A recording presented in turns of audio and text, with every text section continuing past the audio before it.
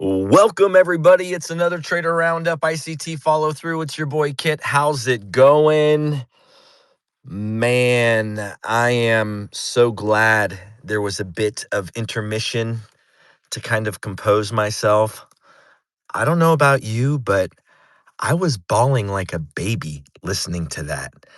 There were so many deep, deep layers that he just was able to unpeel. I felt like he was talking directly to me, right? And I think he has a way of doing that. But um, one of the things that really stood out to me was just the energy he has of wanting better for you, right?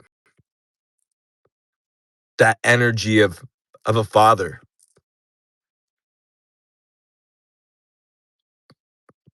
It's just touching.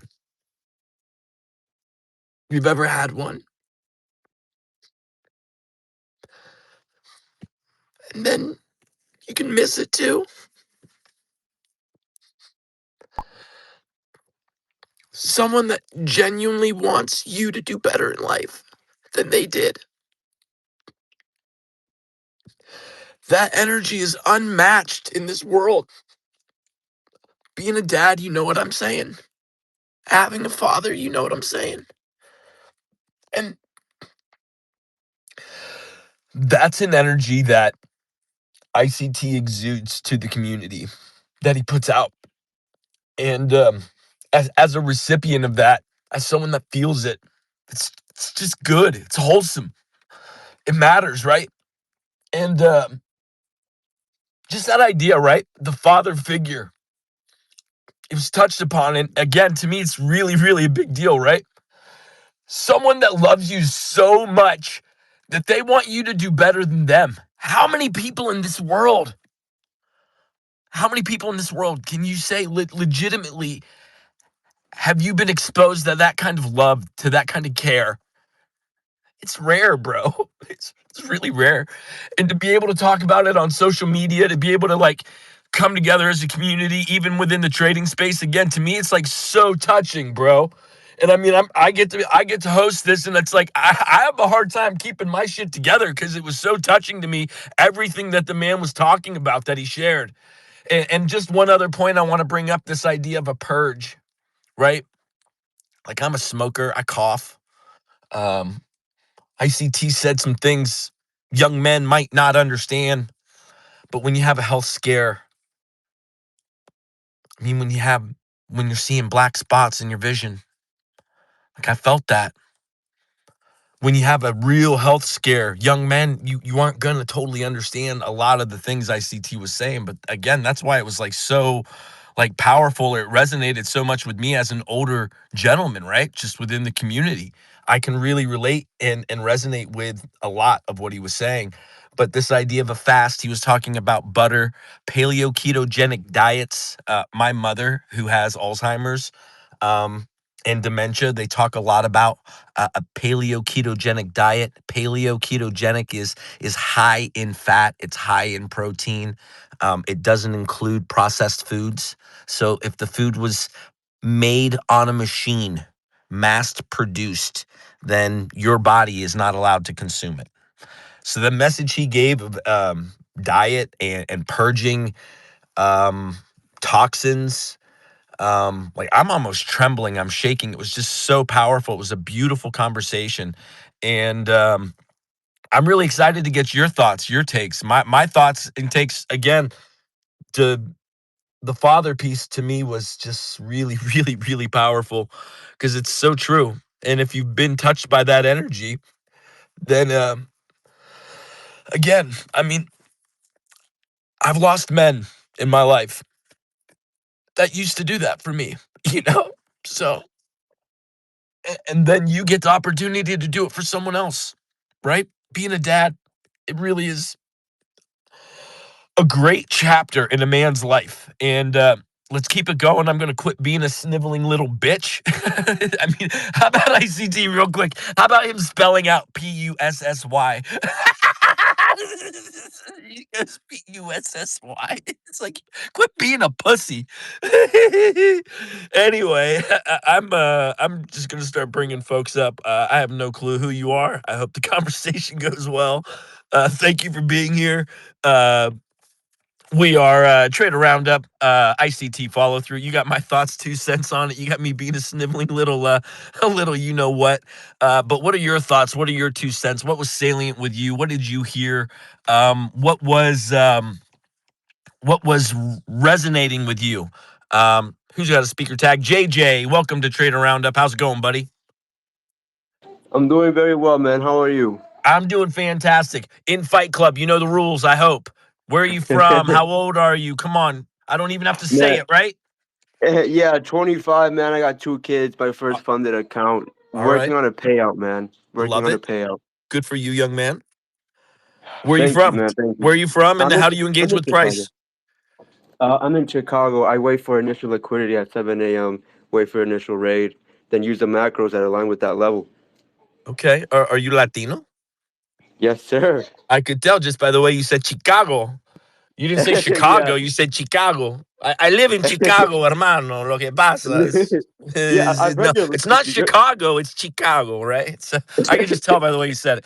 Anyways, that's awesome. So you're like a purge and revert kind of guy. We were talking about that a little bit. You like the raid on liquidity, and then you like the it going the other way, right? Yes, sir. Yep. Yeah. Beautiful, It's beautiful. it's so obvious when price reacts to that initial liquidity, and then it creates that Judas swing. That Judas swing is the most obvious telltale. I love that. I love the AMD. I love the Judas swing. I love that. So anyway, tell me a little bit more about how did you absorb? How did you receive the message from ICT? How did it Like, hit home to you personally? man, I like you were saying, I never had a real father, so I never had people telling me, "Hey, do better than me." They're like really, really. I have 3 people in my life, and Michael is one of them. But one of the things he was saying with the keto diet, that's something that a lot of my previous mentors have told me as well. Like one of the things they said to me is, if you put 2 kids to go take a test, you give one of them a big bowl of cereal, and the other one you give them nothing. That boy that ate nothing will perform better than the kid that ate a big bowl of cereal in the morning. That's why I think it is important when you wake up, you go on those charts. Your ritual, your habits, that really plays a big role in your performance. And I love how he was talking about that. Okay, so what's the takeaway? I love that. I love that. So what was the takeaway from today for you personally? Like I mean, there's so many things for me. I'm going on this 90-day purge. I'm totally I mean, I'm going to be doing I've done some pretty hardcore fasts in my life, but I just see some ways in which I could really tighten some screws and optimize some of my own things just because I know it's the right thing to do, right? I don't know. I don't know. I today was a real catalyst for me. Like I'm doing I appreciate these elimination style diets and lifestyles because I think that they're really good reflection and journey for a trader and for an individual and I think we all need to kind of push ourselves towards that betterment. And I'm thirsty for that. I can tell you, I'm thirsty for it. I'm a little bit too compliant in just what complacent. I'm sorry, complacent. No one likes complacency, right? And there's a level of complacency that we have in life. If you can acknowledge that you're complacent where you shouldn't be, then it puts a fire in your fucking ass to go do something about it, you know? Anyway, JJ, I love that. I got my boy Focus here, and I can't. I mean, I really want Focus, pretty please, if you don't mind, to provide for us your thoughts and 2 cents on the conversation and what you heard from Michael. Pretty please. Yo, what's going on, guys? Wonderful space. I really, really, really enjoyed it. It touched me as normally the way that your spaces come through do at specific times when I've asked for something or prayed about something. The continuities godly. But the takeaways itself and what I got out of it is, as I always say, right, it's all happening for us. Like, that's a perspective for me in my journey that I scream because I need that. I need that. You guys just get to hear it, like, on my, just keep going, all these things that I post or try to be in motivation about. That's me. I need that. I scroll through my own feed looking at my own posts because it's a reference for me. um our past is our past, but we carry with us a lot of that baggage, and no matter where we go, there we are. And in my journey of just life in itself, of being brought up in a wonderful family, and he talked about that, having that figure in your life, my dad, and I may start to cry, but It's my okay, dad, buddy. I haven't stopped crying all fucking day.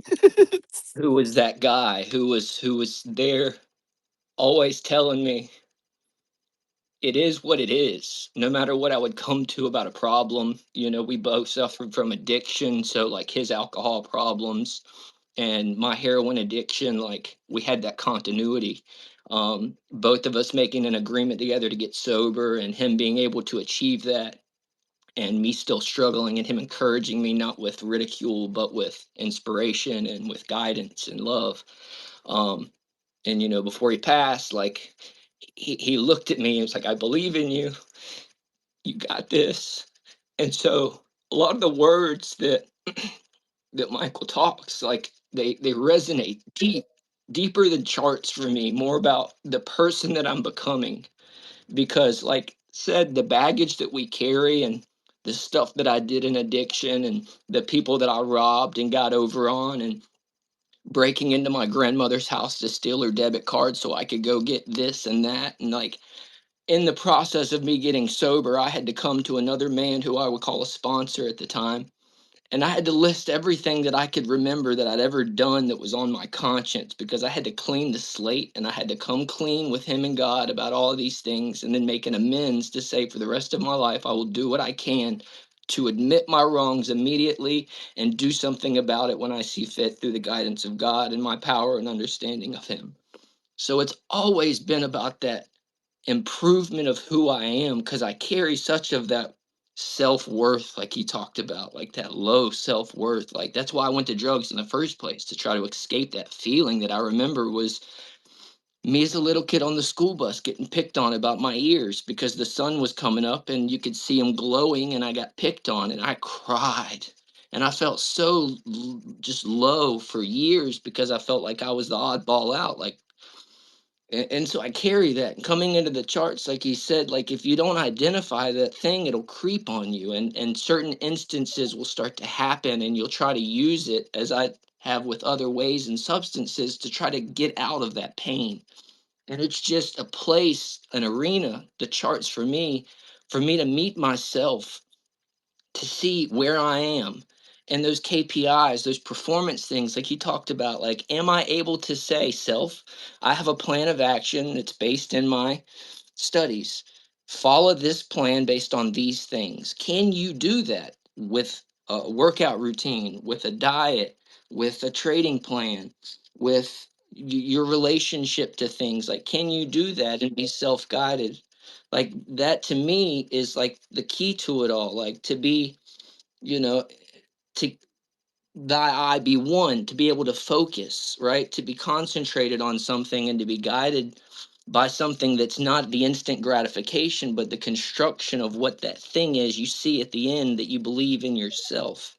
Um, sorry. So, like, him talking about some of these things to me deeply resonate, because I carry a lot of that pain, and coming through the struggles of trying to get through things that have recently happened this year in my own life, but staying very quiet, because I know that these things come as teaching lessons, right?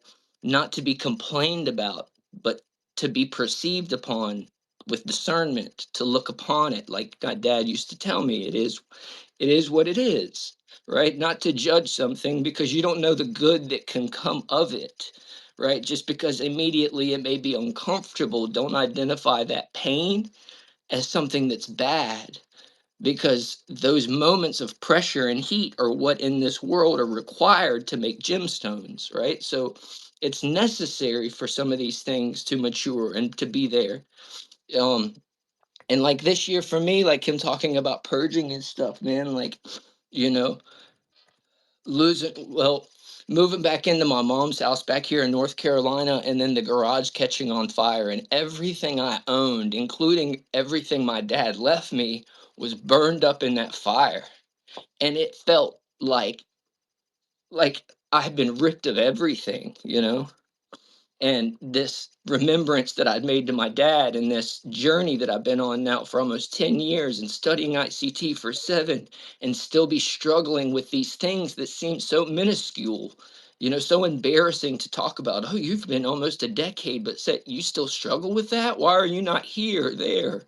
You know, and like to put myself on a judgment and judge myself, like, man, you know where I was 10 years ago? Like to be in this position now, to be talking with you guys here, to where I was just that long ago, like it's an amazing spot that suddenly I see through my perspective and how God's laid it in front of my path to go through this education process. It took me 7 years just to get my bachelor's degree. You got to learn how to learn. Then I had to go through this suffering that was 7 years and 5 treatment centers. You had to learn how to persevere. And then he brought trading to my world, and it's taken me 7 years to find profitability to where finally, after after my first payout, which I'll admit was completely pure luck, the second one that I just got by only putting myself in a position to say I can only trade one micro at 20 points at a time, and that's it. And once I do that and prove to myself that I can pass an account, I give my permission to move on and get another one and link them and continue the same process, not changing anything, but just adding another account to try to multiply what is possible, and giving myself strong restrictions, just like I had to do in my growth from getting away from substance abuse. Like I had to make these small achievable goals because I needed to win. I need that confidence. That little boy that was picked up on the school bus, he's still inside and still trying to be acknowledged, right? And I bring the weight of the world and that vow that I made to my dad and that stuff that as he mentioned, most of the youngsters will say, oh, what relevance is this? And he says, oh, young man, you'll see. What about this focus when he said trading is validation? I mean, that hit me so hard. Like we're trading so that we can validate ourselves to other people. So like, I mean, really tearing down into your why, right? Like and just breaking into, why we do this is because we want someone to be real proud of us, to show that we can do, the insurmountable, we can do the impossible, right? Like I that just hits hard, so resonated so deeply with me. What were your thoughts on that validation piece? Well, I need validation, right? And that's why I put myself on a diet of I don't share anything on my Twitter about my trades, what I'm doing, like, because I want it so bad. I want to be in Discord so bad. Like, I want that. And I know that's not a good thing for me. That's something that my inner self is desiring so much. And I want to, call it mistakenly not whatever, like my family knows what I'm doing. They know my vision. I talk about it all the time, like I'm bringing it up in conversation, and they're, you know, my brothers had some rewards from that. My mom's seen what's possible through, you know, what I've been doing, but I do look for it because I just want them to believe, like he talked about. Like I want them to see it too. Like, oh, I can hope, I can hold on to this, but it wasn't given to them. It was given to me, right? And like faith is in the work. Like faith without works is dead. So when we bring that to the forefront, we're the guiding light, that like the vision was given to us, and with great power comes great responsibility, right? And for much is asked, much will be given. And if we were given this vision, like it's up to us because we did it. He gave it to us. It was given to us so that we could do something amazing and building that generational wealth. That's not about this instant gratification materialism, but looking at my nieces and knowing that they're taken care of, and looking at my brother and my mom and knowing that they're taken care of, and setting up certain passive income streams and things that set them up through trust and generational wealth, that take care of them in that monetary way, that's beyond money. It's about the security, that hierarchy of needs that every single human wants and needs, that sense of peace, that I'm okay. And I'm not worried about these, like he mentioned, all these billionaires. They're not worried about stuff that's going on because they've got that sense of security. They've got resource. They're good.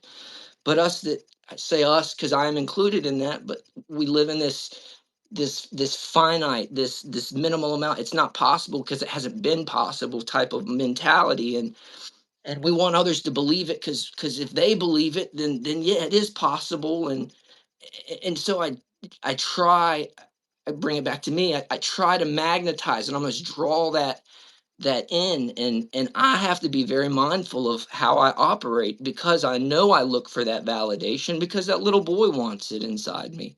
Whether it be from trading, whether it be from my workouts, whether it be from, why I work out so intensely, is it's not so much, that I like the way that I look, but like it became a mission of like I want to change the way that I feel, empower myself. Like you feel pretty powerful when you can go out there and throw up like 30 muscle ups and do 50 pull ups and do 100 push ups and run 6 miles. Like you feel empowered, not egotistically. Like if I went in there in vain and started staring at myself, yeah, I could fall and succumb to those types of thought patterns, but you feel empowered and you choose that every day. Like, what do you want to do to code the algorithm? That's my saying that I say is you are the algo. Code the algo. What do you want? It's an all you can eat buffet. If you don't like what it's been given, send it back. Order something else.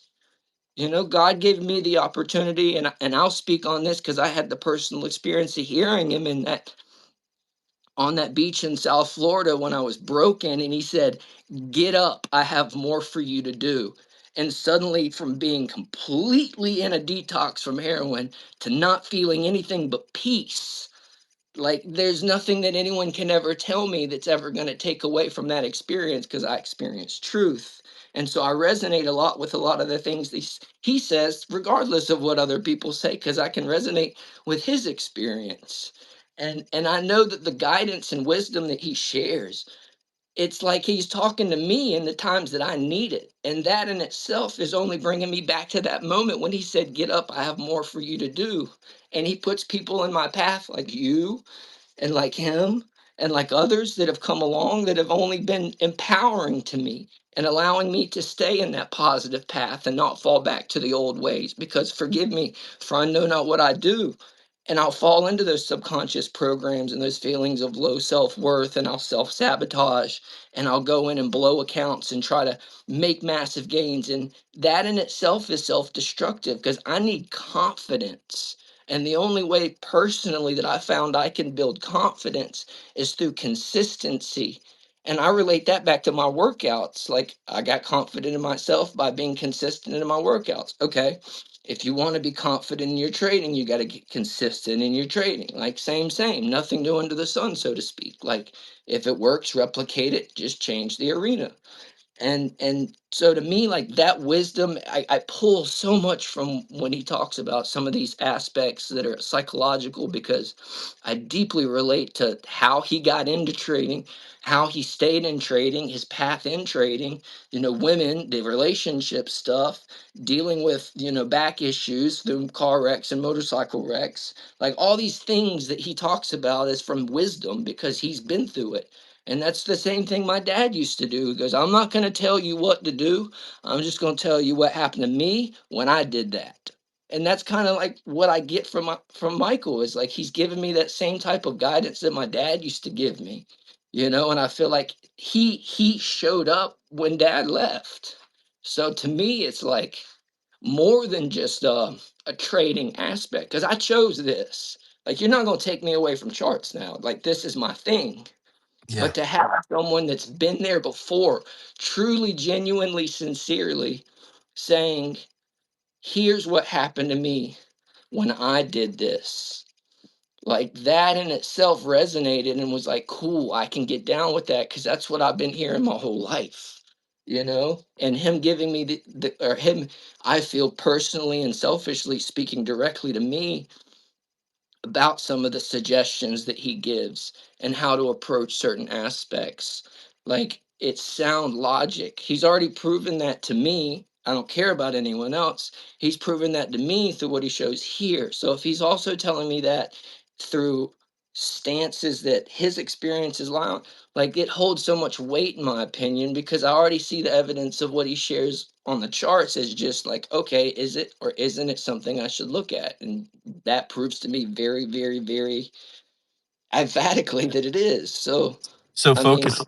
So focus. Just to yeah, jump in here, I thought one thing that he said I thought was fascinating, and I think it resonates with everyone. Is once you hold its power in your hand, once you see what that power yields, we really have to then face the struggle of becoming the person that is then worthy of that power. And that's at least how I heard it a little bit, right? And it's yeah, just the power that we have in our hands. It really unleashes so much potential within your own manifestation, within the own creativity of what you want, the limitless possibilities within the power that you yield with this information, and the struggle of being able to accept that power. And I think that's really the human part of all of this. And then even acknowledging the power, but then having someone who has that, who's trying to not only empower you, but trying to show you how to harness it. hmm, Harnessing the power of the market, there is this father-like energy that comes from that, because you can only hope that someone can do it as good or better than yourself in hmm, their own way. And that's really what I feel like is the entire embodiment of all of this journey, intimately with, again, I haven't stopped crying today. It's just been so deep, and I'm really glad we've had the opportunity to kind of recollect our thoughts and focus. We have a lot of folks here, and I would love to get other folks' thoughts and opinions. yeah, yeah, But I don't want to take away from what you're saying. I just would ask that you could build onto it so that we could further invite others.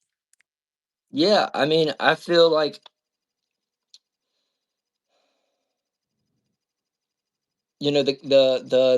the guidance and everything that lays before us is kind of deeper than just charts, and it all just comes back to like being very definitive in what we want and clear and concise, and knowing that the distractions are going to come.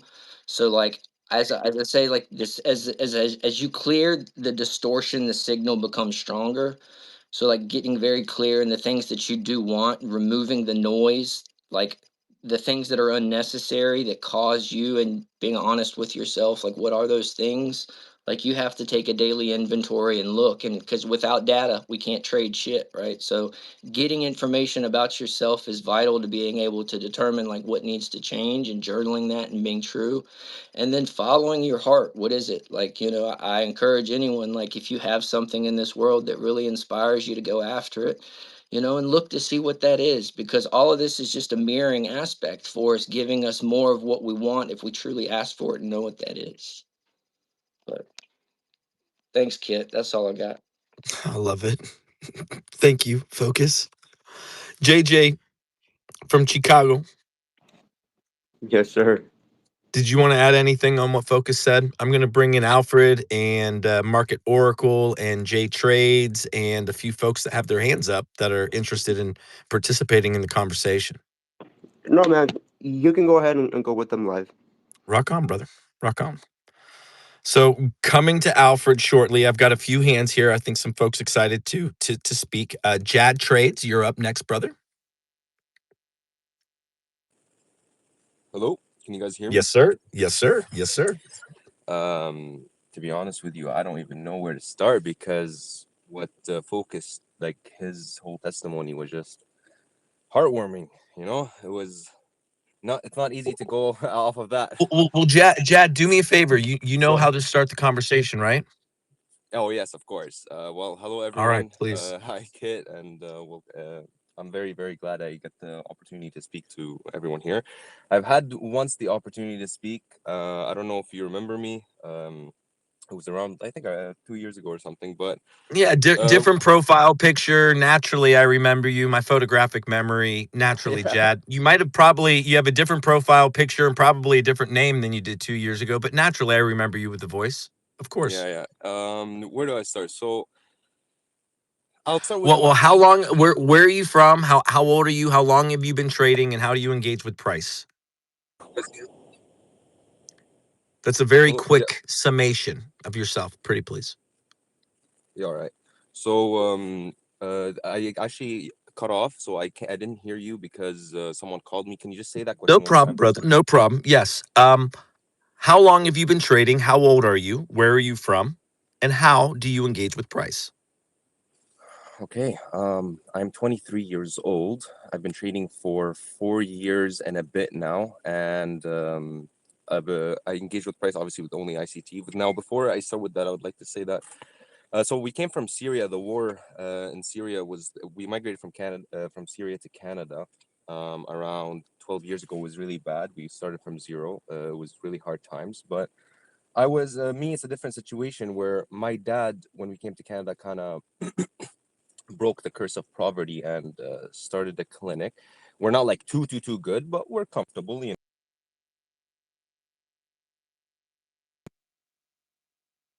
know. Oh my God. Yeah, your What are you phone's doing? blowing up. I got you, but you're back. You're back. It's all Oh, good. Your okay. father started a Yeah. clinic. That's great. You're Yeah. 25. You're So from Syria, living in Canada. yeah, and And the way you engage with price, you said is ICT, a little yeah, more specific towards your model, more or less. yeah. Um, to be honest, I read price action, and I now the discount and premium wicks levels with key levels of time. That's how I trade, and I obviously look for a purge and liquidity before that.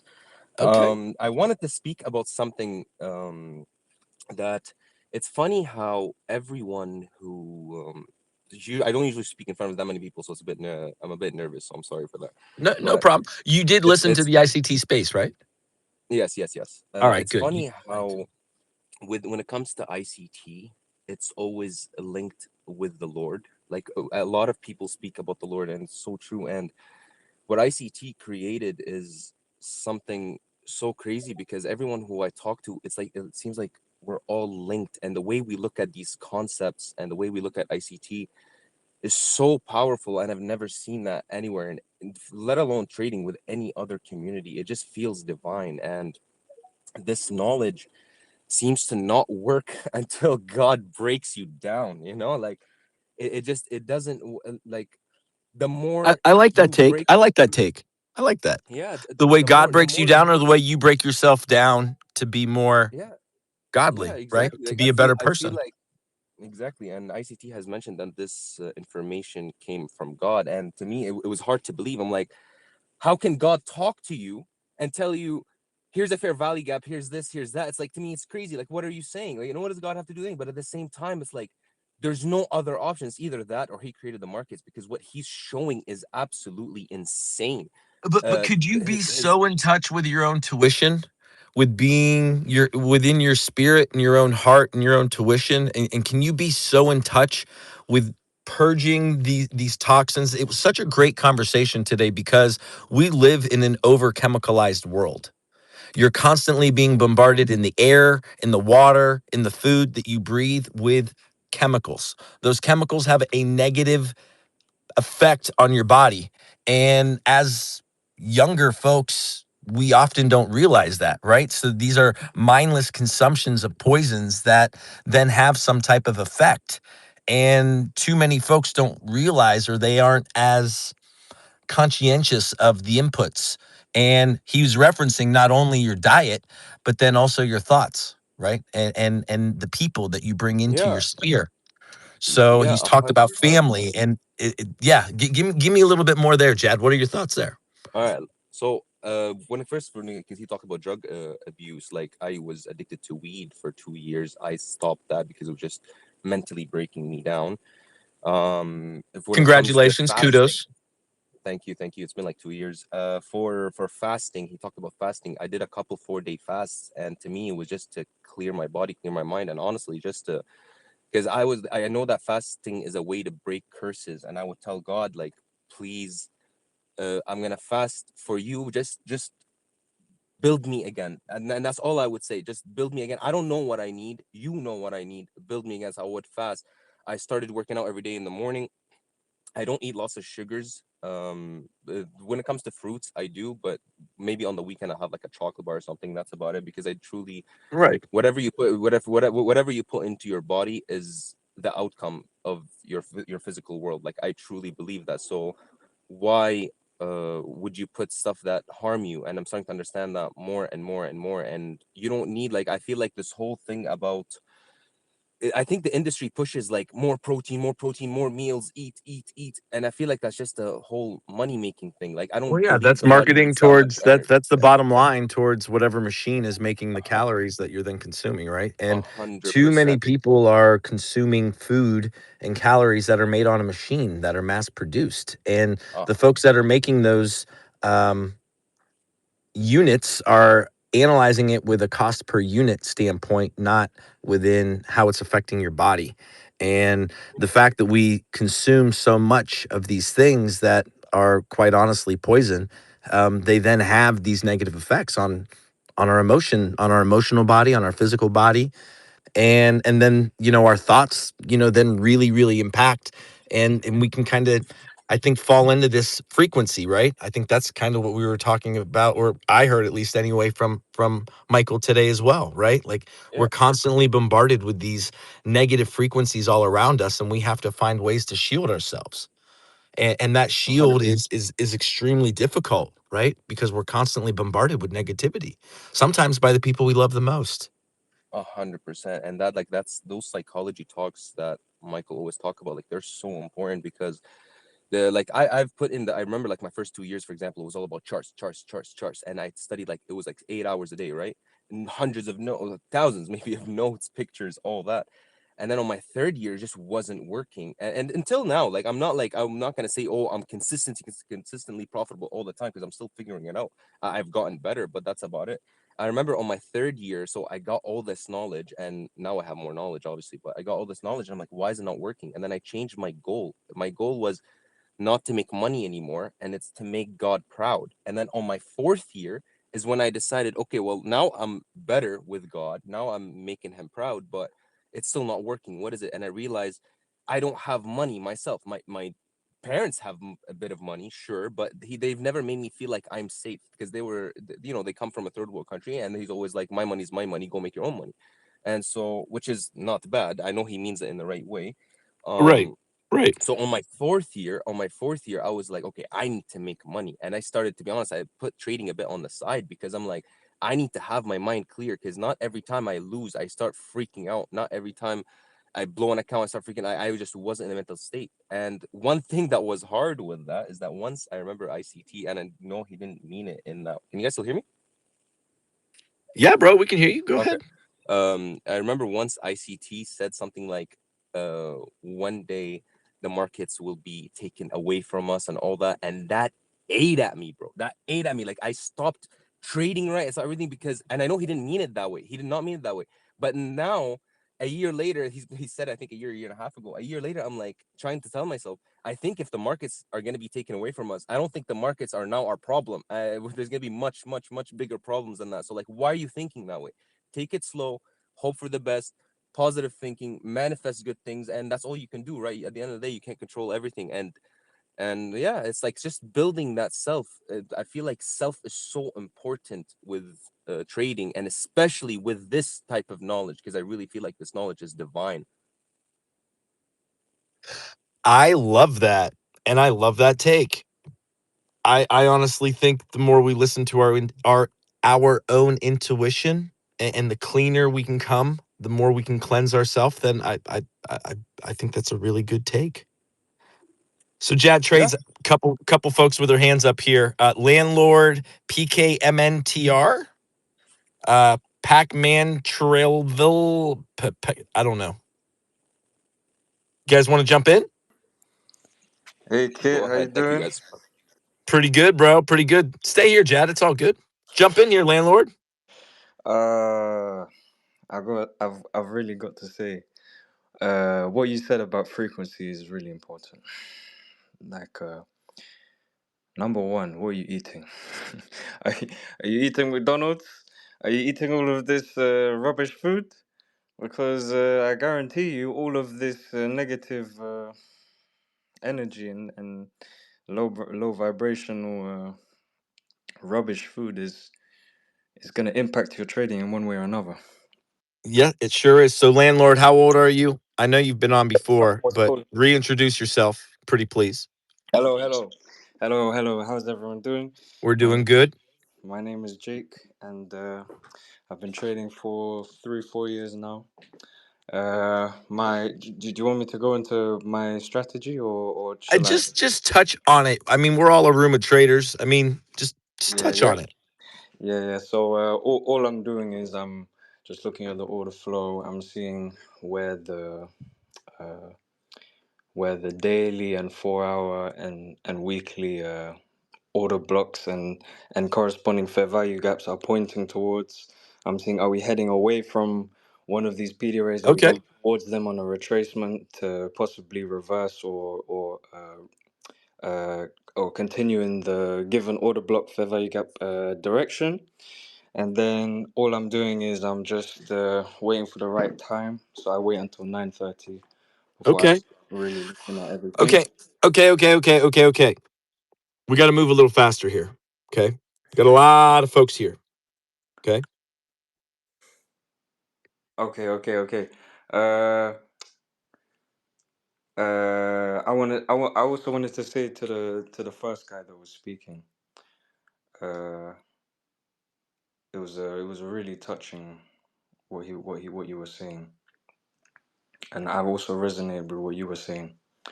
And I don't really get emotional, but when I heard you speaking of, when your father left you, and there was Michael was there for you. I really felt that, and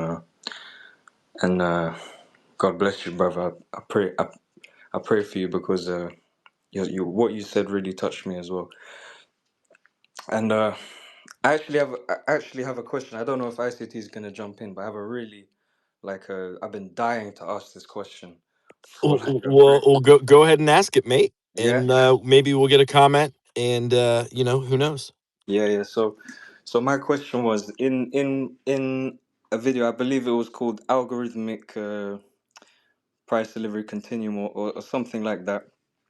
The basic premise of the teaching was if there are no 15 or 5 minute fair value gaps, you have to sit on your hands because you are in a high resistance liquidity run conditions.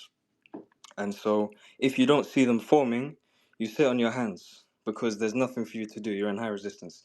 Okay. And the premise of the video was look at for example, with the bearish SIBIs, on the 15 minute, that was the example.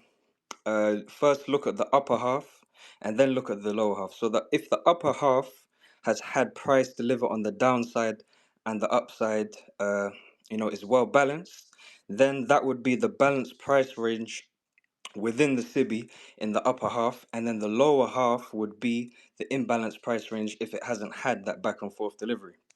And so I started looking into this, and I see that there's what I've started doing is as soon as a 15 minute or a 5 minute candle closes above the previous candle's high or below the previous candle's low, I'll draw a line, and then I'll see above that candle's high, where we've closed above it, where are the inefficiencies on the 1 minute. Okay. Sure. 45 second, 30 second, 15 second. And then I'll see how price reacts to those inefficiencies and not the inefficiencies that exist below that candle's high. Uh, and bringing it back to my question was, if you see a 15 minute SIBI and The upper half is the imbalanced price range, and the lower half is the balanced price range, meaning in the 15-minute SIBI, the upper half has had very one-sided directional movement on the 1 minute. You haven't seen a lot of up and back and forth price movement in the upper half, but in the lower half, you have very balanced price movement. That would mean that in the 15-minute SIBI, the upper half is the imbalanced price range, and the lower half is the balanced price range. My question would be, when you see price tap into that 15-minute SIBI, are you expecting, because the lower half is the balanced price range, are you expecting price to only go in slightly into this? And is this a reason to anticipate institutional order flow entry drill? Or are you looking at that, or I suppose, when you see price tap into that 15-minute where the lower half is well balanced, are you only anticipating up to half of that lower half? In other words, the lower quadrant, are you only expecting the lower quadrant to be delivered to? And if you see price close above the halfway point of that balanced portion of the SIBI, are you then expecting the upper half to be like any sort of resistance, or are you saying, oh look, we've managed to push through, we've had the strength to push past the balanced portion of the 15-minute SIBI, so therefore the upper half should be easy for us to come through, and this is my sort of the sort of premise of my question is, how are you looking at the SIBIs, and obviously the opposite for the BISIs, but how are you looking at the SIBIs where the lower half is the balanced price range and the upper half is the imbalanced price range? And that's my basic question. It's been digging at me and burning my heart from inside to get like the theory of it, and then I can flesh out with my own studies. Well, it looks like we have an opportunity to get that answered. Can you hear me? Yes, sir. Good afternoon. Good afternoon. All right. So I was listening to you. The information that you supplied so far, it seems a little incomplete. So I'll give you from what I gathered in your description. You're looking at a sell side imbalance, buy side inefficiency. The lower half has had back and forth delivery. No candles are left in the upper half of it. So it's qualifying itself as the market's heavy. And my understanding is you're asking how I would interpret the open portion that's still only sell side delivery, no buy side's been offered. Would I anticipate that? How would I anticipate that being used? It's in deference to where you're at for the range you're trading in. Okay, let me frame this out so that way it's going to be hopefully complementary to what your other listeners will understand from it as well. Just simply because there's a SIBI and the upper portion is crossed over to the downside, so there's a down close candle there. The longest separation with one single candle is only being left in the upper half of the SIBI. Wonderful, easy. The bottom half has shown its willingness to be heavy, as you would expect. We want to see order flow suggesting that, and that means if price were to trade up into that, I want to see a wick form, not completely close it in. It would be institutional order flow entry drill only, listen now, only if we're at 50% or below the targeted range. So you have an implied dealing range. When you're trading a short or a long, your target, and from where you enter, that range that price is going to traverse, if you're correct, that range should be graded. So you're going to put your fib on it, so 25% of the range, 50% of the range, 75% of the range, and then terminus, where you think it's going to go to target-wise. If you're shorting, institutional order flow entry drill many times is going to form at 50%, or basically equilibrium, of the implied dealing range, or somewhere between that and the lower quadrant, because it's got some place to go.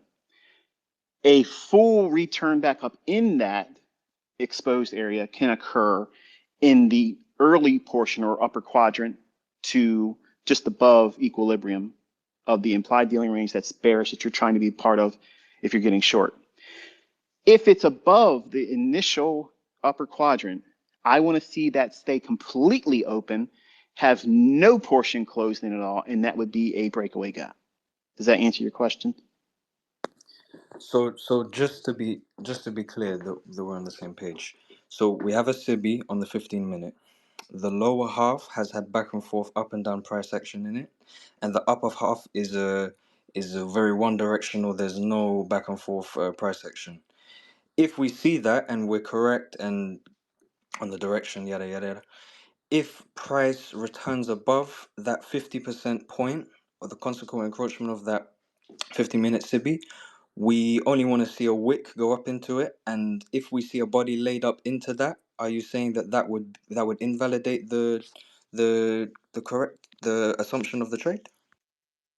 No, I didn't say anything, and I didn't imply that at all. Oh, I gave you specific references by grade. Like, in other words, before you're even considering that SIBI for any purpose at all, you have to have a draw on liquidity. Where's the market going to go? And that's the beginning basis of having a trade idea anyway. You got to predict. You got to predict where it's likely to reach for, because everybody that says that you're not trading with a measure of prediction is literally arguing through semantics. You have to know where you're targeting between where you're entering long or short. In this case, you're framing an idea. What I gathered was something bearish. If that's the case, we can't just limit our focus to just simply, there's the PB array. This is one of those things ICT talks about. It's a fair value gap. It's a SIBI. It's performing a certain function there. The lower half of it's seeing back and forth busy work with the candles, and there's never been any kind of body laid in the upper half. Before you worry about all of the details, the minutia of what that means, you have to know where that fair value gap is forming in proximity to where you think the overall market's going to draw to on a longer scale. So don't just look at, in other words, the fair value gap is not the model. It's not the target. It's not the stop management. It's just one component. It's a mile marker.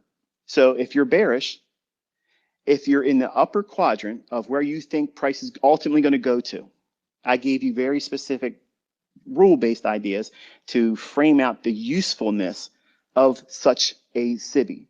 If it's already giving you heaviness and the bodies are staying in the lower half of it, so consequent encroachment to the lower half, that SIBI has seen candles laid inside of it, but it's not yet traversed into the upper half of that SIBI. So in other words, we still have what would be a smaller little SIBI now, right? Am I understanding what you're trying to ask me? so do you know what video I'm talking about? Sir, I asked a very simple question. To get through your question, I Yeah, asked something to make sure that yeah, one single candlestick that's laid in the upper half of the SIBI, yeah, yeah. doesn't that in itself make another smaller sell time imbalance, buy time efficiency, or SIBI? Yes? Uh, yes, yes, yes, yes, yeah, Okay. yeah. Now, the overall placement of that formation and price action, if you think that price is going to drop down another 100 handles, or we'll just say, keep it easy, say it's going to drop 100 handles from that area. If it's forming that, there's a likelihood that it's going to act as a breakaway gap, and there should be no expectation on seeing any complete closure of that. So it could be an institutional order flow entry drill there, but you want to see it stay open for the benefit of it being a breakaway gap. That's going to be further confidence that it's heavy. It wants to go lower. It can't even go back and fill that in. You don't anticipate that happening, okay, on every scale or quadrant of an implied dealing range, where you think it's going to go to ultimately. In other words, in this hypothetical example, it's got 100 handles still potentially that can drop. Now, if it's doing this formation around 50 handles of what would be expected as a 100 handle drop, it's already moved half of what would be reasonable in terms of the trade whole terminus move. So the rules I gave you were based on that understanding. Just because there's a formation of the fair value gap, if you just simply look at it that way, you're robbing yourself of the understanding that there's a time and place for these inefficiencies to stay open. And there's a strong likelihood that they will completely fill in. That's going to be around equilibrium, because you can go back and forth at equilibrium time distortion can enter the marketplace. It could be it closes near the middle of the range for that day, and it's also going to consolidate there, and then it'll resume the following day or after 6 p.m. startup or whatever it is. If it's a Friday, you have to wait till the Sunday opening. All these factors have to be assumed as part of the equation. Simply just saying, just because it does this one function of leaving the little portion in there, would I expect it to be this, that, and the other thing? There's other things that you didn't mention. And even when I mentioned it, it's like you sidestepped it and you were asking me about a video. Forget the video. The whole conversation was what you just framed here. So I'm answering your question. I'm giving you a very direct response, but it's like you're looking for something else. Maybe you're looking to be confirming an idea or canceling some kind of a doubt or whatever. But what I gave you were very specific algorithmic principles utilizing the fair value gap and when I anticipate when they should stay open, when they should partially close, when they should completely close in, and it still doesn't undermine the fact that it's going to go lower. Does that help at all? Because if it doesn't, that's the best I got for right now. Yeah. I will read back. I will re-listen to the video. Yes. Yes. I think that's the best bet, landlord. Thank you, Michael. Thank you, Michael. You're welcome. Thank you. Michael, one quick question I had from the community here, and I thought it was a very good question, but the question was, how many open ranges are there, like, that we should concern ourselves with? I don't know. I thought that was a good question. Well, how many trading sessions have I taught about? You Well, have the three kill Asian. zones, right? Yeah. Well, you have Asian. You have New York midnight. Okay, so that's trading new true day. Okay, so that's 2. Then you have London Open. That's 3. Then you have New York Open. That's 4. Then you have the equities, 9:30 to 10 o'clock opening. Then you have the 1:30 in the afternoon PM session. So how many is that? 6. There you go. Beautiful. I love it.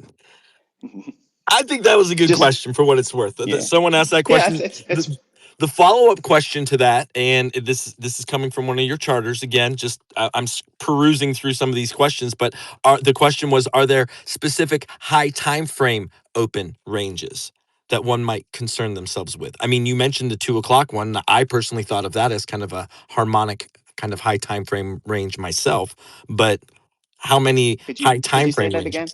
ranges? Like you mentioned the 6 opening ranges that are really salient within your kill zones, and the follow-up question was: are there any high time frame open ranges that one might concern themselves with?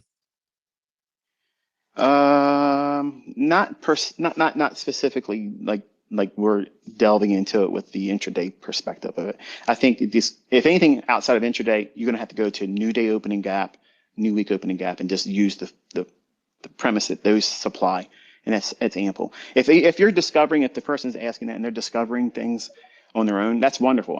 But I'm saying that I don't have anything beyond that. No, that's wonderful. I think you answered it fantastically. We've got our hands up. I've got my fingers crossed. We're going to hold our breath. I hope we get a intelligent question that is worthy of the conversation here. You never know with with these conversations. So, hand up. I'm going to go with the trades by the first. He's got his hand up. We're going to go then to Hunting the Wick as well as Market Oracle. 3 folks who have their hands up, and then my boy Focused as well. But do you mind? Do you have a question for Michael? Yes. So my name is Dee from Nairobi, Kenya. First and foremost, before I make my question to you, Michael, just to appreciate you for the immense contribution that you've made to the community. Fight Club And rules. Fight Club rules. okay. Sorry, Kit. So my question to you, Michael, I was watching your breakdown yesterday, and you were talking about first stage reaccumulation, second stage redistribution, and got me thinking because I've been looking at it for a very long time, and I wanted to know how do we measure in terms of how much the price is going to retrace in terms of the reaccumulation, and how deep it's going to retrace before we have the second stage distribution. So just a simple question. Thank you, sir. Okay. When you're looking at, well, let's frame a hypothetical example. Say we're bullish. We're looking at a 15-minute time frame and say it's the NASDAQ. And it could be any market, but let's say just for the purposes of mapping it out, because we don't have a whiteboard here and I'm not over top of a chart. It's a 15-minute time frame. It's NASDAQ, and it's traded down to a old weekly low. It's already repelled away from that. It's traversed higher. It's gone back up above the high in the last 3 days. So we've already seen purge and revert. Not that that has to happen. You could still be waiting for that to happen. But when it creates the inversion fair value gap on the dive down below the weekly low that it took, their sell side has been engaged, and the market has showed a willingness to want to go higher.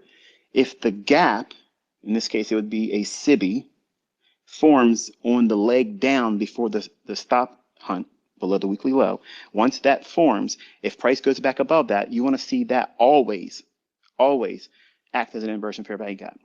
If the market doesn't come back to that and still keeps going higher, it can stay open. It doesn't have to trade back to it, but if it does, it must act as an inversion fair value gap. If it fails, then you have to abandon the bullishness until it proves it again. That means they have to make another lower low. The retracement question you had, how far would it retrace? It needs to stay obviously above that inversion fair value gap because it's a market maker buy model that's forming there. If you understand the schematic I outlined for the market maker buy and sell model, these retracements in the smart money reversal, the low risk entry, that low risk entry has to form above the turtle soup buy below the sell side liquidity that was taken in the weekly chart. So now you have two pieces of the puzzle right there. So now, would you expect the first stage accumulation, which would be the most deepest retracement that forms after it runs up a little bit in price, would you expect that to trade down into the same area that the low risk entry would be? No, no. Right. So to answer your question is they have to stair step up. The smart money reversal has to be the low. The curve starts on the buy side now. Then you have the low risk entry. And then the first stage accumulation will trade down into a PDA, right? Fair value gap, inversion fair value gap, something to that effect, that's going to form higher than the low risk entry. Then once that first stage accumulation forms, when it rallies, the second stage reaccumulation cannot share the same space that the first stage accumulation took place. So it's just a stair step, higher and higher and higher. So it's all based on the scale in which where these things fall in line on the price action at the time you're looking at it. But they cannot share the same space. They have to be higher each time because it's building without drawing trend lines, without building support and resistance ideas. It's simply stair stepping higher and higher and higher. And it becomes an obvious mechanism to anticipate where this next price leg is going to form. In the second stage, accumulation or reaccumulation will be the biggest driver higher. And it doesn't spend that much time down there. The first stage accumulation can stay around a little bit, hang around a little bit, and maybe do another little whip into its first low, but not share the same space of low risk entry. The second stage reaccumulation is a one and done, out the door, goodbye, Elvis has left the building. How much it retraces is all pertinent to and salient to what is in the chart you're looking at the time. It just simply can't share the same space. Okay, thank you. You're welcome. Phenomenal. Absolutely wonderful. Follow up, another question. Market Oracle, you're up next. Then we're going to hear from Focus. Hello, Kate. How are you doing? And hi, Michael. Am I Yes, audible sir. to We can hear everyone? you loud and clear.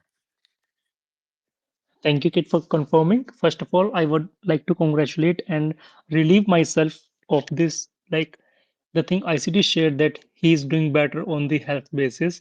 I am really glad to hear that and wish you a great health and prosperity for you and your family. Well said, Market Oracle. Please continue. So my question is related to the technical aspects of the market. Like there are market maker buy models and there are market maker sell model. Is there, I mean, I don't want to pry on this. But if you are comfortable sharing, are there any other market maker models which you are yet to make public, or are we going to see this in coming months, or you, through your books or your next mentorship series that is going to be in 2026 when you come back from holidays in February? So the question is, are you going to build onto the market maker model in any other way, Michael? Um, I, I I took it as I thought he was asking if I'm going to create another teaching series where I'm revealing Oh, other oh, oh. models or profiles and such.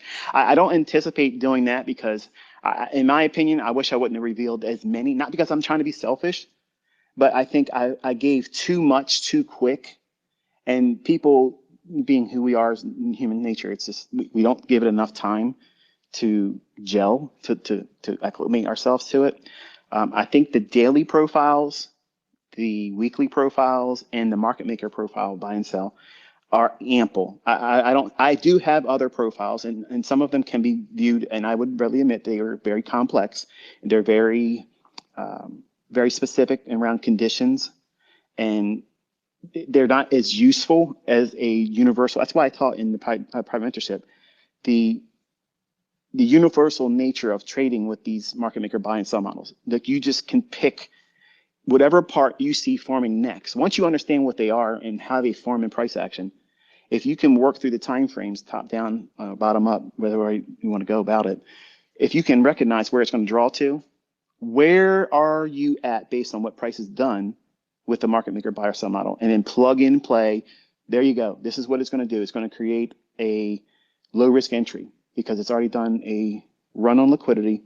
It's giving me the obvious inversion fair value gap. If there is no inversion fair value gap, then it's the first fair value gap that forms. And then that first retracing down into it, that's the low risk entry. That's simply model 2022. The application of the first stage accumulation, that's simply an optimal trade entry. It's an OTE. That's all it is. And the same thing for the second stage reaccumulation. It's another optimal trade entry. There's small little cookie cutters placed in there. So I don't believe that I should have any desire for another spin of different models because I've given a plethora, a whole lifetime of just wonderful opportunities for anyone to go in there and just plug and play, plug it in. This is what I think is going to happen to us next. It's going to draw up to an old high or it's going to draw down to an old low. And that's the draw. But as I taught yesterday, as a charter member, we talked about this where the market maker buy model and sell model, they don't have to complete by going to the original consolidation. A market maker buy model can form in a bearish market, and not simply because there's relative equal highs doesn't mean it's going to go up here and clear that and fulfill a classic market maker buy model. It will go up 70.5, which is the sweet spot, and only complete that much of a retracement, leave those relative equal highs there. Why? Why would it do that? Because it's part of an underlyingly bearish market overall. So our expectations would be mooted to only expect 3/4 of the retracement, and that's our objective, not the original consolidation. So I think if you're honest, I think you'll agree that you have plenty, and you have a whole lifetime of looking for ways to use what you already have. You have a wonderful array of tools and applications to find whatever it is you want to carve out as an income. Sounds like a sales pitch for Of something I course, don't sell. Michael, I really, No, to your point, Michael. I mean, model we have upward models and downward models, right? I mean, Yeah, ultimately, the market is going up and it's going down. So we have yeah. upward models and downward models, and it's up to us Hmm. to, again, if we're going to mitigate or eliminate being in a range or a compression, a balance, whatever you want to call it, an accumulation, then you either want to be formulating and assimilating price upward models or downward models. There's really only two models that you've taught, really, and identifying Hmm. the range, right? I mean, Yeah. yeah. I mean, you're either looking for the rate on the liquidity, and that's the sell side of the market maker buy model. You're on the sell side of the curve, and that's pretty easy. They're pretty straight line and go down and hit the liquidity. But it takes confidence and experience to then anticipate that return back into that range to the degree of whether it's going to completely go all the way back to the original drop point or what we consider the original consolidation of a market maker buy model, or if it's going to go like I taught yesterday, where it only goes to 70.5, which is the 3/4 of that range, and not needing to go any higher than that. So it matters not what the market's doing. You need to know where it's drawn to next. So if you understand where it's going to draw to next, then simply think in terms of that market maker buy or sell model. Where is those points of reference? The first accumulation, second stage of reaccumulation, the low risk entry, the smart money reversal, then going back into the sell side of the curve of a market maker buy model, going to the left side of it. Then you have the second stage distribution, first stage distribution, low risk entry, and then back to consolidation. Everything is backwards and forwards, whether you look at a market that's bullish or bearish. That schematic, that expectancy of price action, how it delivers, will allow you, if you really understand what it is that's been shown, you'll be able to trade any time frame, any market, and you'll know what it should be reaching for. And you can do it in smaller modular components. And you need not be able to have the whole move lower and the whole move up, just small little pieces of it. And over time, you'll get better at it and you'll be able to do the whole thing. Sauce. We like to refer to that as sauce here at Trader Roundup, ladies and gentlemen. Focus has got his hand up next. Yes, this, Market Oracle, I hope that answered your question. I'm pretty sure it did. of course it Of did, of course it course it did. did. And we really do have a and we really do have a lot of things to trade upon and view the market and do our technical analysis on like where it is going to go. Michael has made it really clear. There is nothing left that we can ask from Michael. And It was still a good the question. one I thing, like the question. I thought it was a good question. So, I mean, it's a good question. It's been asked before by other charter members too, but I don't think that I need to do anything more. It's just going to create more. It'll create more dependency on me contributing more when I'm seeing a lot of people do very, very well. And I want to be able to take a step back and enjoy all this and watch more of you come up because I've literally given more than is necessary. And you can see it's happening all around the world. I mean, people are doing all kinds of crazy stuff with it now. yes, of course. And by building upon your Twitter space, I'm sorry, I still call it Twitter, from earlier, I have a personal experience to share to you. So every time, like I've been studying with you for the past 3 years, and my journey has been quite a bit wobbly up until now, up until a few months earlier. So I have been getting consistency with the results and I'm getting payouts. But the one thing that I have been really getting close to my heart, like whatever I do, I have to do this. And that thing is keeping my results private. So I'm not telling it to family. I'm not telling it to anyone on Twitter. I'm not posting what I'm getting, what I'm losing. Like, and that thing has helped me so much that keeping your results private is the best thing you can do. So people will not judge you for your losses. They will not appreciate for your winnings. This is a solo sport. There is no leaderboard. You are not competing with anyone. So I heard it from you, Michael, during the beginning stages of my evolution as a trader, and it has helped me a lot. And I wanted to share this so other people who are in this community can feel me and see that they do not have to post their results or their payouts to the public.